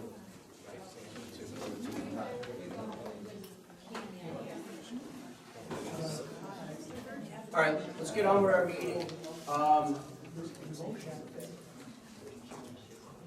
Reports by town officials, by standing committee, town clerk committee, city attorney.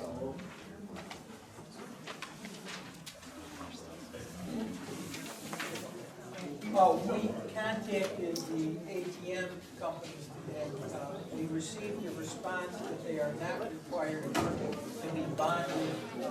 I'm still not happy with all the information. Specifically, I'm very concerned about insurance. One of the companies said, well, we don't have to be bonded because it's our money that's in the machine. The concern I have is we're allowing it to be in a town facility. If somebody breaks in, takes the thing, takes the money, I want to make sure that there's adequate protection in terms of insurance coverage and indemnification. And have they responded? They haven't responded yet, so I'd ask you to defer that until I get a response. So they're saying we don't need to be bonded? That's what they said. It's our money. It's their own personal money in the machine, and if it's their own personal money, they don't have to be bonded.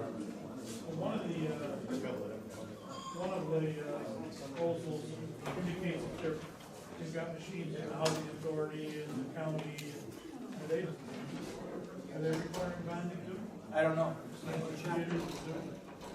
I mean, my concern is more of a liability. Right. And somebody you're allowing them to put it in this building. Right. Let's say somebody leaves tonight and doesn't lock up the place and that machine's sitting there. Somebody comes in and they take the machine, break it, take all the money. But we were negligent leaving the building open. What's our responsibility if $30,000 in cash is stolen because of our negligence? Right. So I just want to be fully protected and make sure that they have coverage that would be implemented in the case something like that happens. And they haven't responded. No. Mr. Paul, how does that differ here versus the ATM that we currently have in the recreation center? Because I believe it's one of the companies that we got quotes from was the same company that we currently have direct from here. Yeah, but I don't know if they approved it. It's been there for 4 or so years. When we asked somebody at the recreation center if they got anything on it, they said they didn't. Do you know what company that is? I don't, because Melody got most of the information and she talked to them. I didn't have really anything to do with it. I just know from personal use that there is an ATM in the recreation center. Unless you want to approve it, subject to reaching a agreeable written contract with me to protect the town and indemnify the town from any and all liability. Well, yeah, I think the ATM is a good idea. Good. Well, then if you want to do that conditioned on a final agreement being entered subject to my approval to provide indemnification and proper insurance coverage in the case of loss. Okay, motion by Dave, second by Rich, discussion, all in favor? Aye. All right, 2020 budget adjustments, Lisa.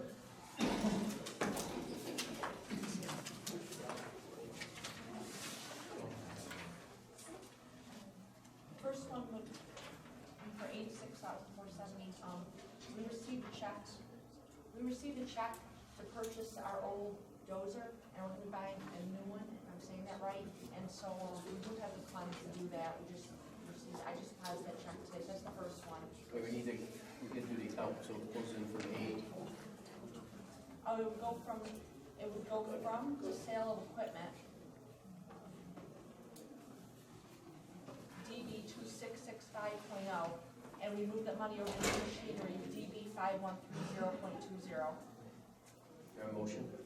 Motion by Dave, second by Rich, discussion, all in favor?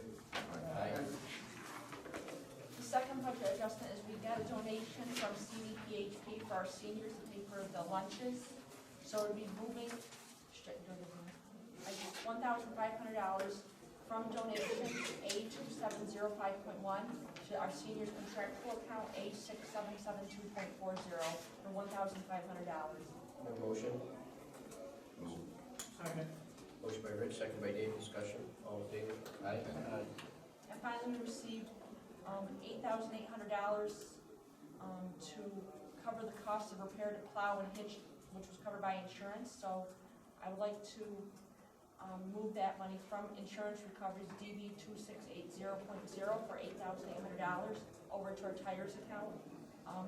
Same amount, $8,800, DB 5130.401, and that will be back for 2019. 2019 that one was for. If I can have a motion. Motion by Rich, second by Dave, discussion, all in favor? Aye. Good, Lisa? That's it. And then of course, some payment of vouchers. Okay, have a motion to approve voucher. Motion by Rich.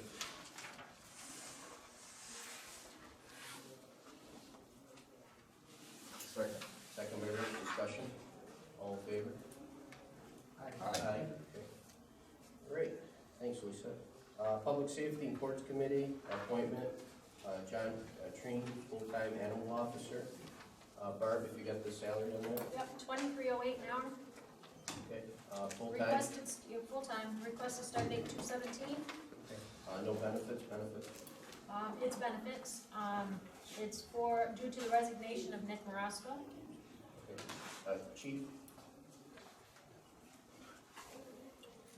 Is there healthcare benefits with John Treen, or? Yes, no, John Crane is currently under his wife's, and he's gonna pass it. I'm gonna get you benefits. So it's benefits eligible, he's just. He's benefit. Right. Yep. We got the, okay. Have a motion to approve? So moved. Okay, motion by Dave, Second. second by Rich, discussion, all in favor? Aye. Okay, appointment. Stacy Skidmore, she's going to replace Dan Herman's full-time position in the police department at a salary of $29.07 for their union contract. It would be a full-time permanent position, and she's transferring in. Okay, motion by Rich, Second. second by Dave, discussion, all in favor? And that requested start date is March 2nd. Okay, appointment, Allison Adams. So Allison Adams is going to transfer from the town clerk's office into the PD to the police department due to the resignation of Michelle Moran at a rate of $18.01 an hour, and the requested start date is February 10th. She is going to be a provisional appointment. Okay. Motion by Dave, second by Rich, discussion, all in favor? Aye. I just want to make mention, I think, just want to congratulate Michelle Moran on her years of service and just mention of that and all her time, so Chris pass it along to Yeah, very Michelle. good. She's Yep, certainly, thank you know, an asset, and I'm sure the chief will say the same, you know, so, yeah, many, many years, so. Appreciate it. Yeah. Let the minutes reflect that. Thank you. Sorry, I have one more. Daniel Karat, we're asking to appoint him in the Parks as a laborer to fill in when Harold Kafka needs to take a vacation a day or personal day off. The rate is $15.25, and the requested start date is 2/6. Have a motion. Motion by Rich, Second. second by Rich, discussion, all in favor? Aye. Okay. Anything else, Barb? I do. I have the fire contracts Okay. that need to be approved and signed by you and the board members. Okay.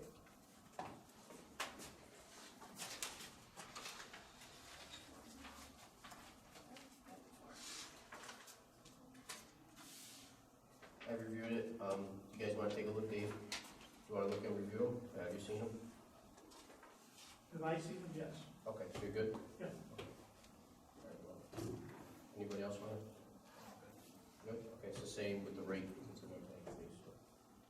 Alright, I have a motion to approve the 2020 agreement for fire protection village in Hartford, District 22.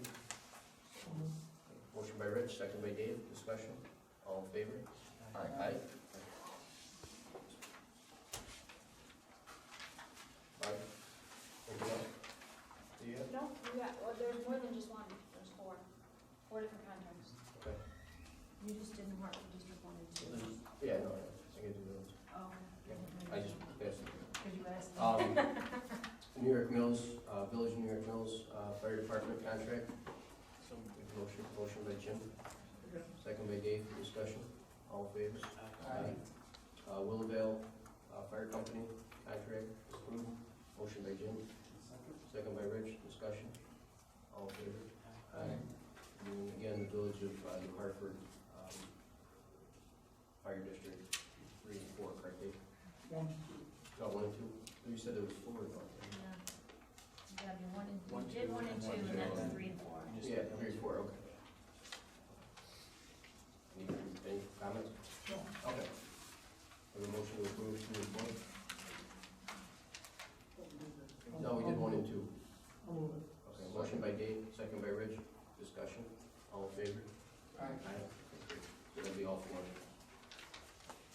Thank you. You're welcome. That's all I have. Rick, anything? Yes. We have a pickup truck that came from Parks, 2002 Chevy. I had the VIN number for Gail. I'm gonna surplus that, put it on auctions, get rid of it. And also I have the garage. You want to do that? Okay. Yeah. I have a motion. Motion by Rich. Second by Jim. Discussion. All in favor? Aye. Okay. Also, the garage lights that we took down and put up the new ones, I'd like to put them on auction as well, surplus them. Have a motion. Motion by Jim. Second. Second by Rich. Discussion. All in favor? Aye. Also, I've got 4 quotes. I've been working on this since October for the signage on the building. I have pictures here of what it would look like. The round circle in the front where the goose was will be our town logo. Also on one on the back, one on the side. Also where again our mountain sign used to be, it's going to say the town of New Hartford.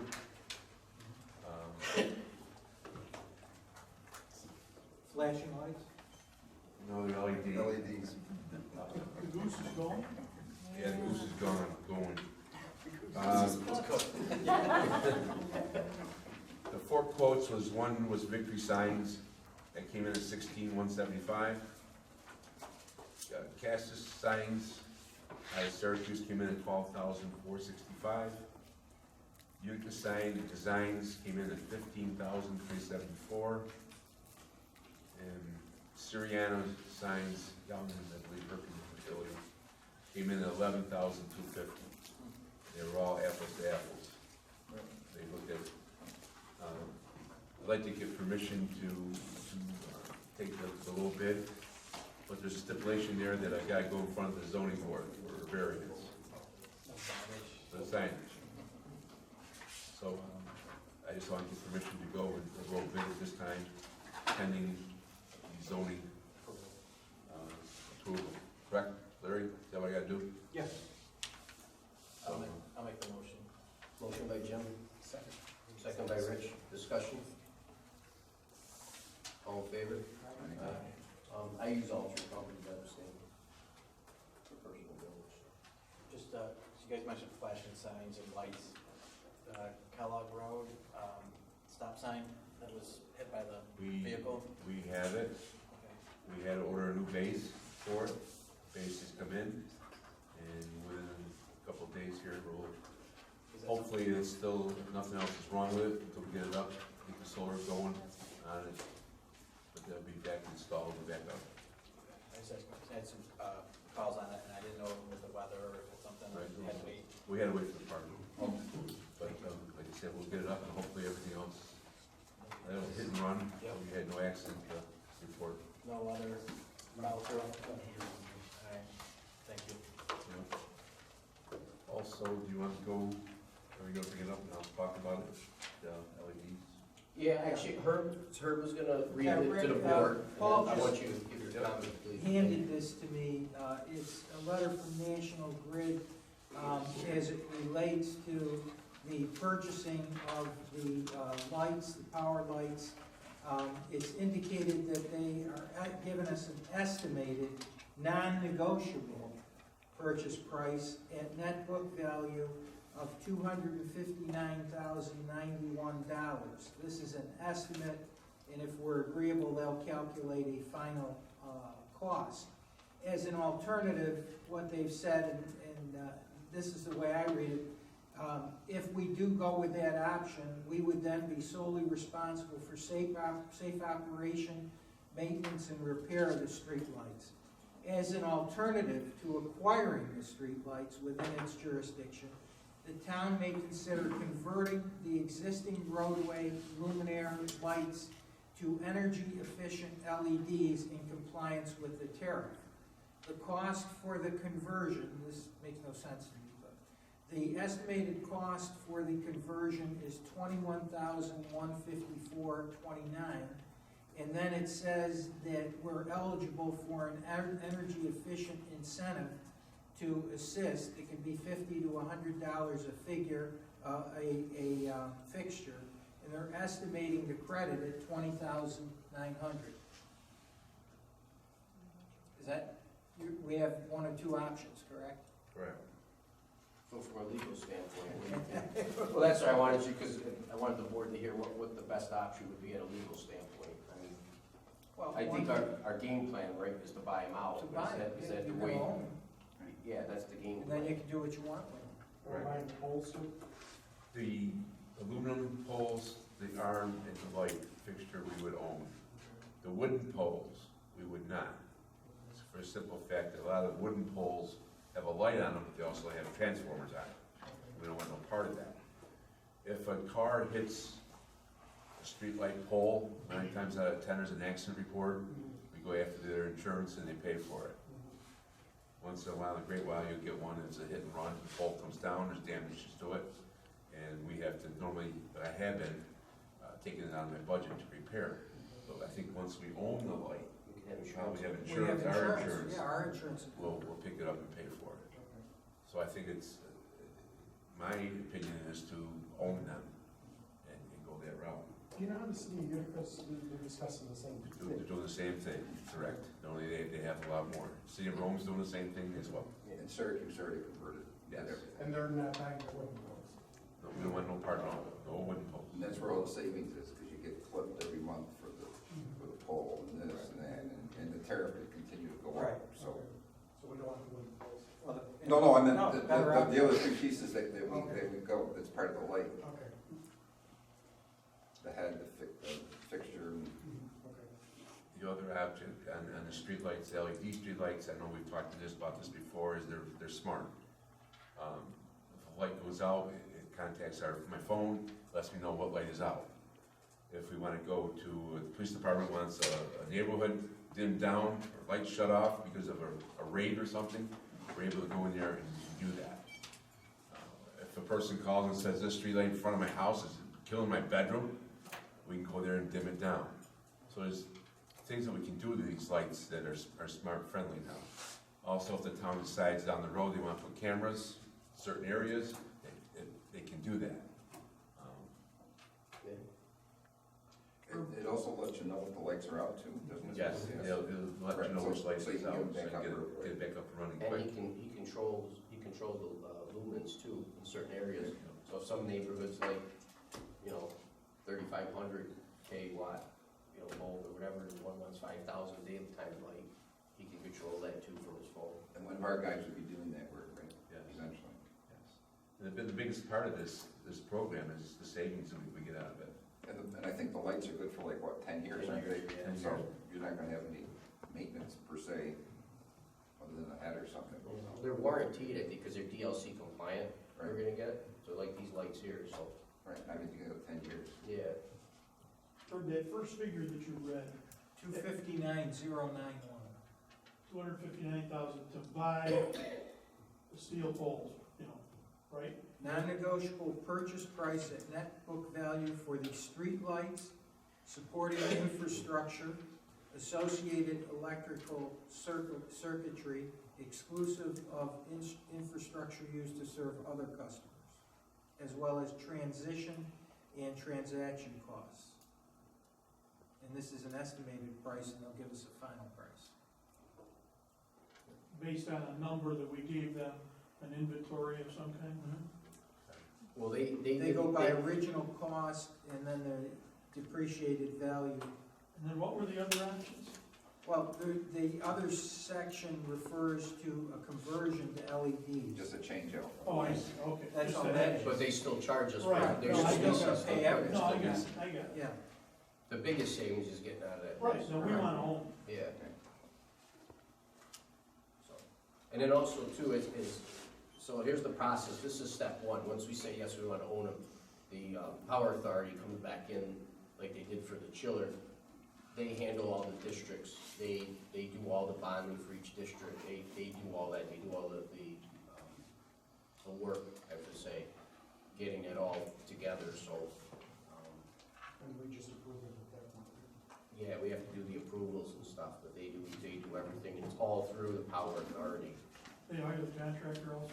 Yeah, they do that, yep, they hired a contractor, they buy the lights in bulk, so they buy the same lights Utica has and Rome has, and, but this is the first, if we don't do this, we can't move any further, so. And we're talking about doing the parking lot too, right? Yeah, so number two is, Anything that we own now? correct, yes, so there's that part, well, there's this part here, first we buy these, which we don't buy them yet, we just tell them we're gonna buy them.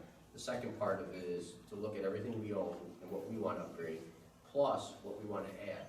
So I know we spoke before about adding different areas, so what we need to do is, I'm gonna have a map that was provided, you're going to send me one map. She's gonna send it to me and then everybody can go on there and pinpoint exactly where they want lights, and then we can get an estimate of everything together, we'll put it together as a package. So, that's the steps that we gotta follow, but this here is just approving them so they know where we're at, and we're gonna hand this over to the Power Authority, and then the Power Authority is gonna say, all right, New Hartford, what do you want for lights, what districts you wanna do, and then we're gonna have to see if we can form other districts and other areas that don't have any lights. So I know, like Sylvan Way was one of them, back in the day, they only wanted lights, now it might be affordable for them. I know there's other areas, I think the second ward had a lot of areas that wanted lighting. Yeah, we took a tour. Yeah, so again, those there, we can actually, when I have the map, we'll go through and point exactly, and then we can get a real estimate exactly and what districts we gotta form in those areas. They live in somewhere where they fall somewhere in there. I mean, it's really on us, so the quicker we do this, the quicker they'll move. They're all set, because I started this process last year. So again, it's just paperwork. And I mean, the buyouts, the something part is, it's adding the lights that are. yeah, it's adding, but when they do this estimate, they're gonna do that one, so once we get the bulk estimate, and then it'll be broken down to each district. And then some of the districts that aren't formed, we have to form them, and then, bond out of those, or, have it paid by those districts, so. So, I was gonna say, so the benefits really outweigh the cons, so. Oh, You want to own it, I would think. So what are we paying on leasing versus, you know what I mean, I'm just saying like. Well, it's like we've done for years, so we always leased our buildings, right? We've been paying, we're gonna pay for another 100 years, or you own them and you don't pay anything, so. So I'm saying, like, yeah, Once return the, on investment is- once the bond's paid, you don't pay no more on the bond, so Yeah, I just wonder what the lease was, because, I mean, I'm sure at this point, in existence, we probably already paid the $259,000. all day long. Yeah. I mean, it's like this building, we already paid that in the past 30 years, So so. are we going through the same process if somebody's not in the district, wants to be in the district, we'll go ahead and do petitions and? If somebody's not in the district, If they but can wants. form a Say they want to get streetlights, now they don't have them. Yeah, oh yeah, so that's Just go through the same process that we normally. for the district. Once district's created, then the bonding part of it and all that goes through the Power Authority. They do all those steps for us. But the districts that we create now, those are gonna be brand new lights, so you actually have to put on, the only way to get an estimate is to have the map and actually put circles where you want them. That's the only way they can give us an estimate. So if we don't do that, it's, every councilman in their area is gonna have to do that, some of these districts can be very small, Yeah, but the therefore the cost per It's gonna be high. per person is going to be high. But So I think before, we need to look at, does it make sense to incorporate combined districts? I mean, I don't know, but I can see where a district might have 2, 3, 4, 5 lights in it, and that's gonna make it cost prohibitive, possibly. right, and I agree with you, yes, if we can put it into the package, but the only thing looking at that too is, if a district already has lights that are there, those people, rates are gonna go up because the other people's are gonna be brand new. Supposing you've got So- 10 districts with 5 lights in each district, but they're not contiguous, could you make that one district that would be a question. Yeah, for- they could be non-contiguous. So you could have, if you've They don't got, have to be contiguous. you've got a street that needs 3, another one that needs 7, and somebody that needs 2, You can make define. that the one district. Yes, it's done all the time. So we could probably do that with all the rest of the lights then, all the new stuff. Yeah, because otherwise it's gonna be cost prohibitive. Right. Yeah. Some people might even see their cost go down. Right. Because if we're buying it and over the cost, it's, Yeah. you're not paying you're not paying the grid price, you're paying the reduced price. Right. The So- water price was going up. Paul, What do I'd you like have to to, do is hand the maps out to you, and then if you guys can pinpoint where you want the districts, then we can get a price for all of them, maybe see if we can put one district together, that'd be a lot easier too. Right, exactly. So I like, yeah, that sounds great. you have to have public hearing on each district so that people can vote on it?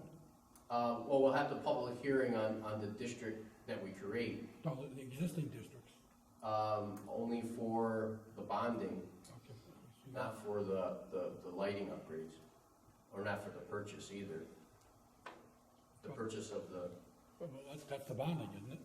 To pay for that? well, the finance part is part of the public hearing, to pay for it, but I mean, tonight we can vote on where we want to buy them. What happens if an individual district decides you get a negative vote?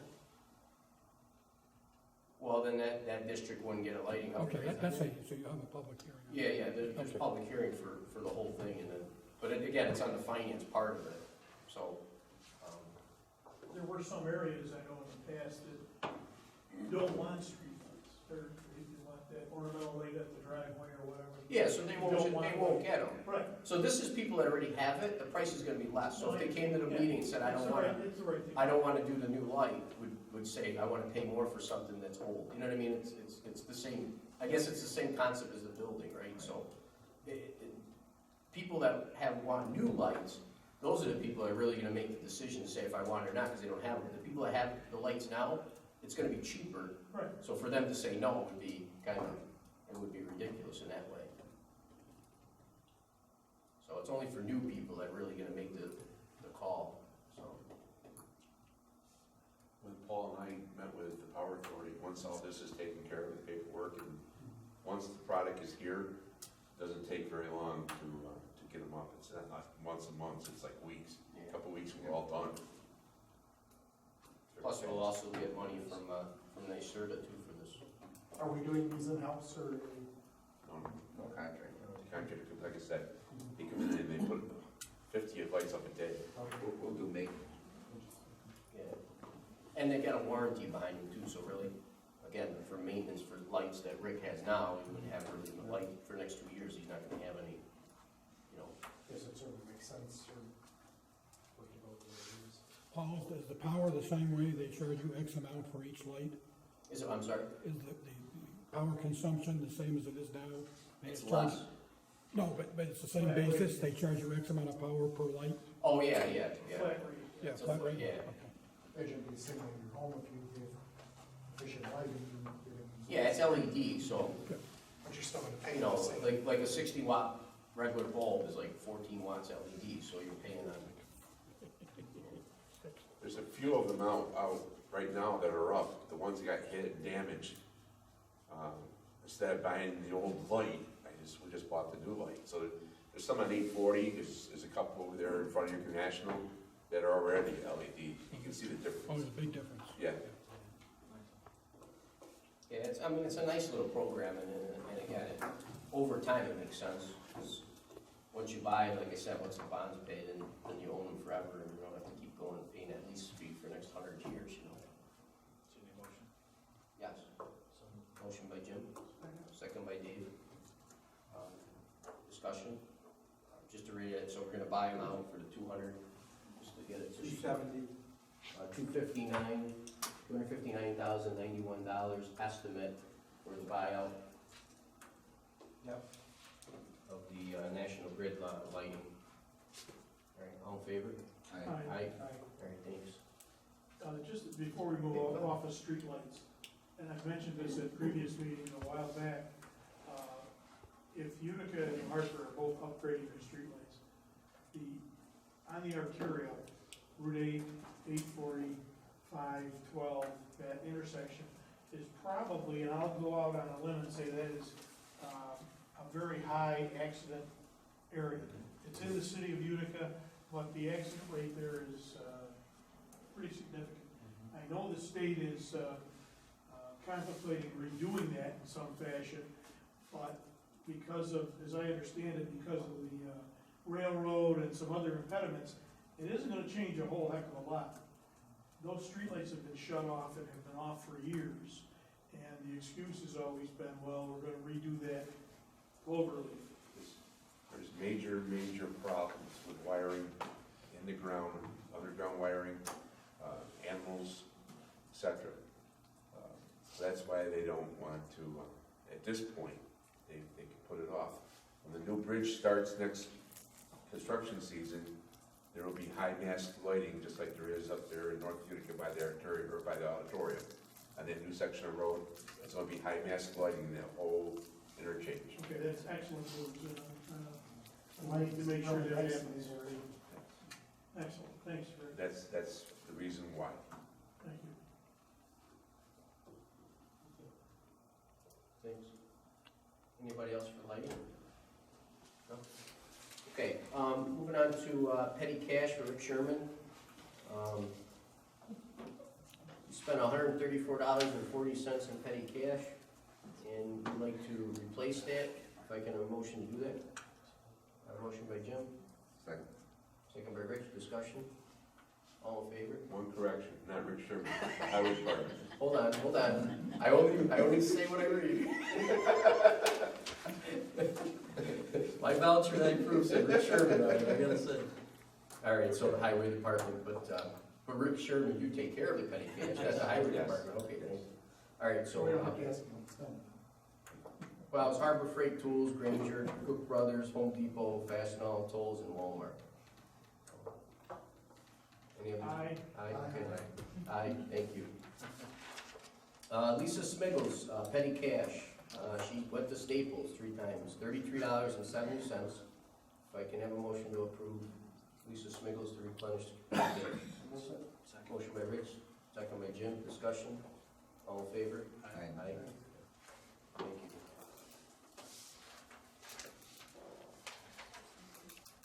Okay, I need an authorization for me to sign the renewal pollution coverage effective 1/27/2020. It was previously done. So moved. All right, motion by Rich, second by Jim. Discussion. All in favor? Aye. Okay,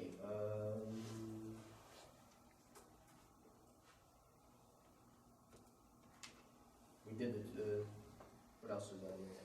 Barb, anything else that you got to do? No. Okay. All right, I have some resumes here for the zoning board of appeals, Barb. Yes. Okay. We have Randy Bogart was chairman. We approved that in their organizational meeting, right? That was for the chairman. Is it for himself or is it for Jim? His term's up in June. Okay. Same with Terry. Okay. So can we reappoint Randy Bogart, the chairman of board members? Motion by Dave, second by Rich. Discussion. All in favor? For his position as board? Chairman. Chairman. Chairman of the I mean, organization. board, yes. I get confused when saying. Yeah. Okay. All in favor? Aye. Thank you. All right, then there's two more positions. Before there is Terry Tezak, and then I believe we had another person that was also interested in here. Did you guys get all the resumes for those? No. No. Did we list it?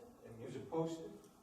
Yeah, that was posted for Randy Bogart was posted, and that was for Randy. Because we appointed him in the organizational, we can't make him the chairman and not appoint him for the position.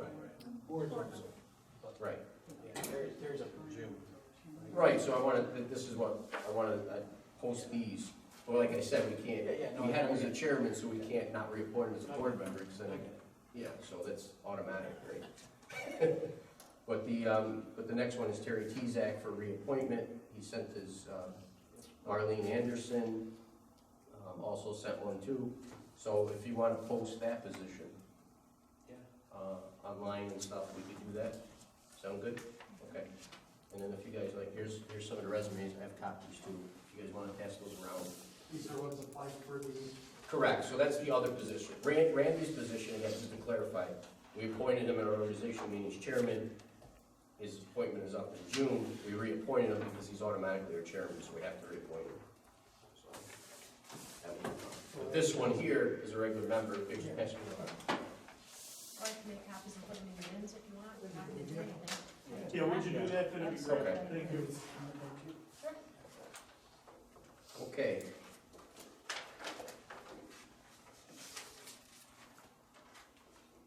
The 2020 environmental pond that we have at the park in Sherbrooke, through the Soil and Water Conservation District. They'd like approval again at the park from 8 AM to 2 PM. We didn't charge them last year, they just do a demonstration with the kids from the school and stuff. Like a motion to approve. Motion by Dave. Second by Rich, discussion. All in favor? Okay, anything else, Barb, do you have? No. No? Rick? No. Any? Lisa? No? No. Gail? Board members? Yeah, Dave and I met with Carrie Dykert, the new senior director. Yep. Just to get a feel for, where she's at. She's only been on the job, a month or so, she's just getting her feet wet. We talked to her, and she's in the process of developing some programs. And we suggested to her that in the next town crier that she reach out to the residents and find out what type of programs and things that they're interested in so that she could develop going forward. Okay. We talked about bingo, where there was some interest in it, and explained to her, the process that we need to do. And I offered to her to take her to the Whitestown, Yorkville, and New York Mills seniors, just to get a feel for what those organizations were doing, and each one is different. And that going forward, we could probably deal with the other when we have a trip or whatever, because it's tough now to get people to fill a bus. Right. So we would offer X amount of seats, and after a couple weeks, whoever was the main senior center that was sponsoring the trip would then offer it to the other ones, and they could then charge whatever they wanted based on their budgets or whatever, but that way we would at least get a full bus, because right now it's tough to get people to go. We had to cancel a couple of New York Mills, there's just no interest. Right. Okay. I mean, in going, I had a chance to go to Radical Lake for $30 and get a dinner and go on a boat ride, and we had 16 people. So. let me ask you this, Rick, is there more people coming, you think, since we moved here than when we? It's hard to say, because I think you got the main two groups. You got the nutritional group that comes in for the dinners and whatever, and then you have a group that plays cards, but it's like a small groupie group. Okay. And what we were talking about is trying to expand it so that, because there's a lot of questions out there that, well, what are they gonna do? Are we gonna do this? Are we gonna do that? And it's like, I think if, through the town crier, once they know who the contact Well, I is. think a few of the things that she used to do went away because of the logistics and Yeah. getting the people scheduled for it and whatnot, so she. And I thought you're gonna have to have volunteers help you. I mean, it's just not a question of, because one person can't do it alone, and since it is a senior group, they don't all need to get paid. It should be that, you're volunteering, doing some of the things, whether putting a trip together, or organizing a card group, or whatever it is, yoga, whatever the thing may be, so. But she's arranging to get speakers in like they did before, and I believe next week there's the biannual or semi-annual meeting where the Office for the Aging and the different nursing homes come in, and the mills come in, and there's about 10 people that just discuss what the needs are. So that's where we're at. Yeah, sure. Well, We're working on the letter and outlining the program for this year. I want to get it out with the supervisor's newsletter, but after talking with the foreman on Saturdays, we used to have on second Saturday of every month, where we'd have them bring trash to the garage, and it involved overtime, 4 or 5 guys, and our Mondays are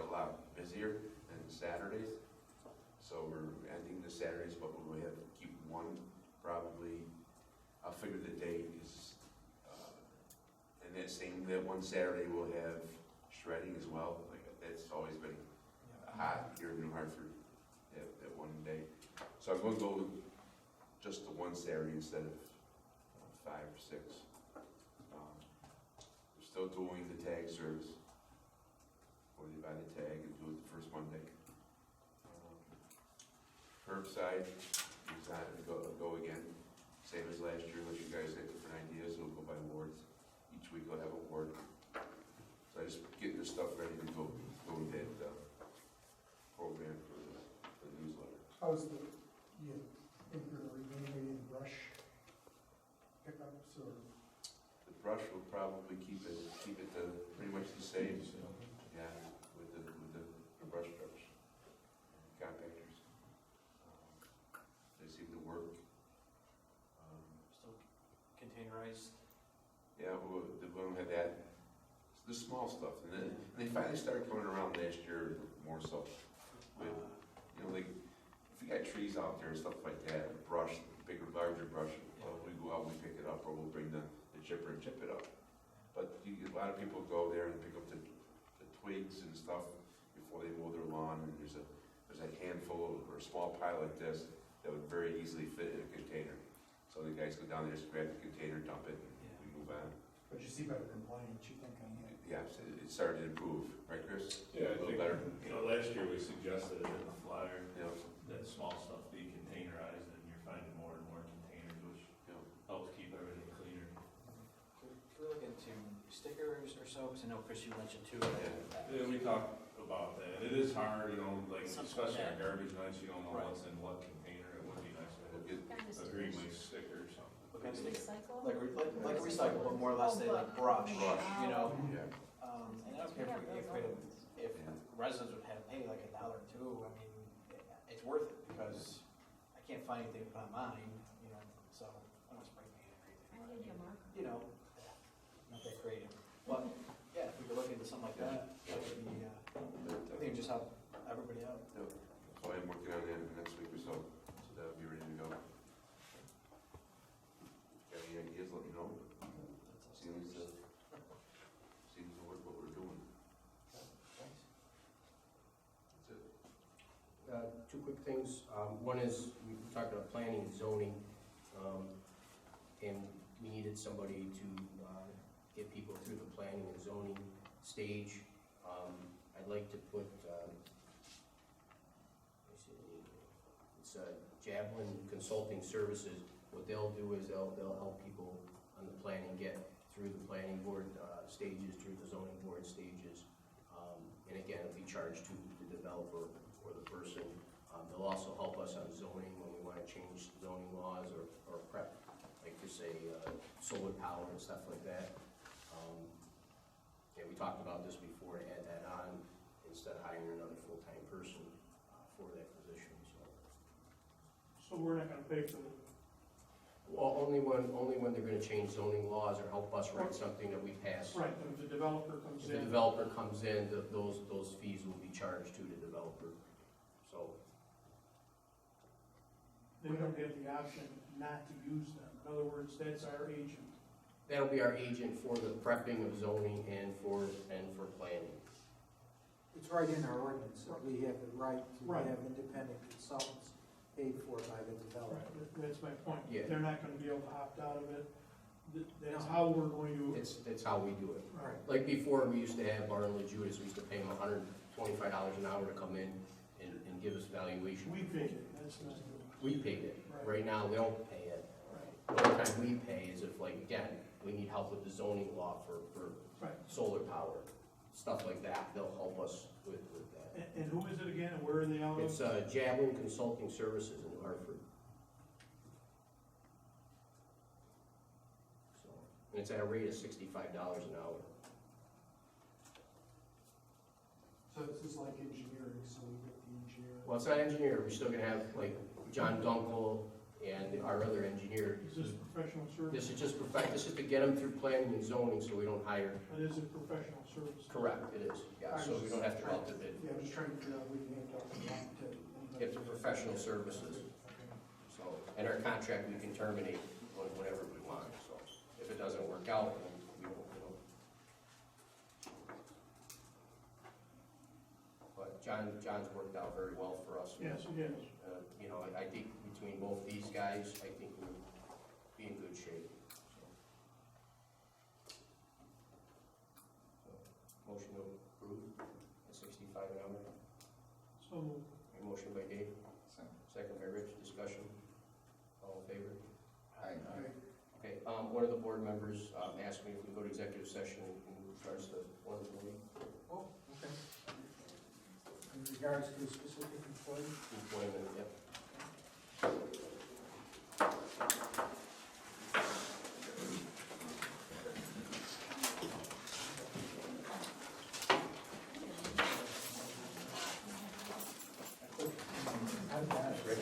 Oh, yes. Thanks. Yeah.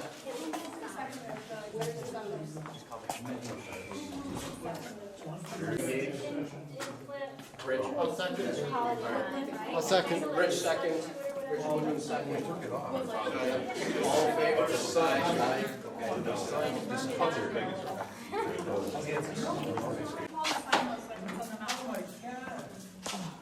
Yeah, you're taking some. Daughter's not, She's with my mom.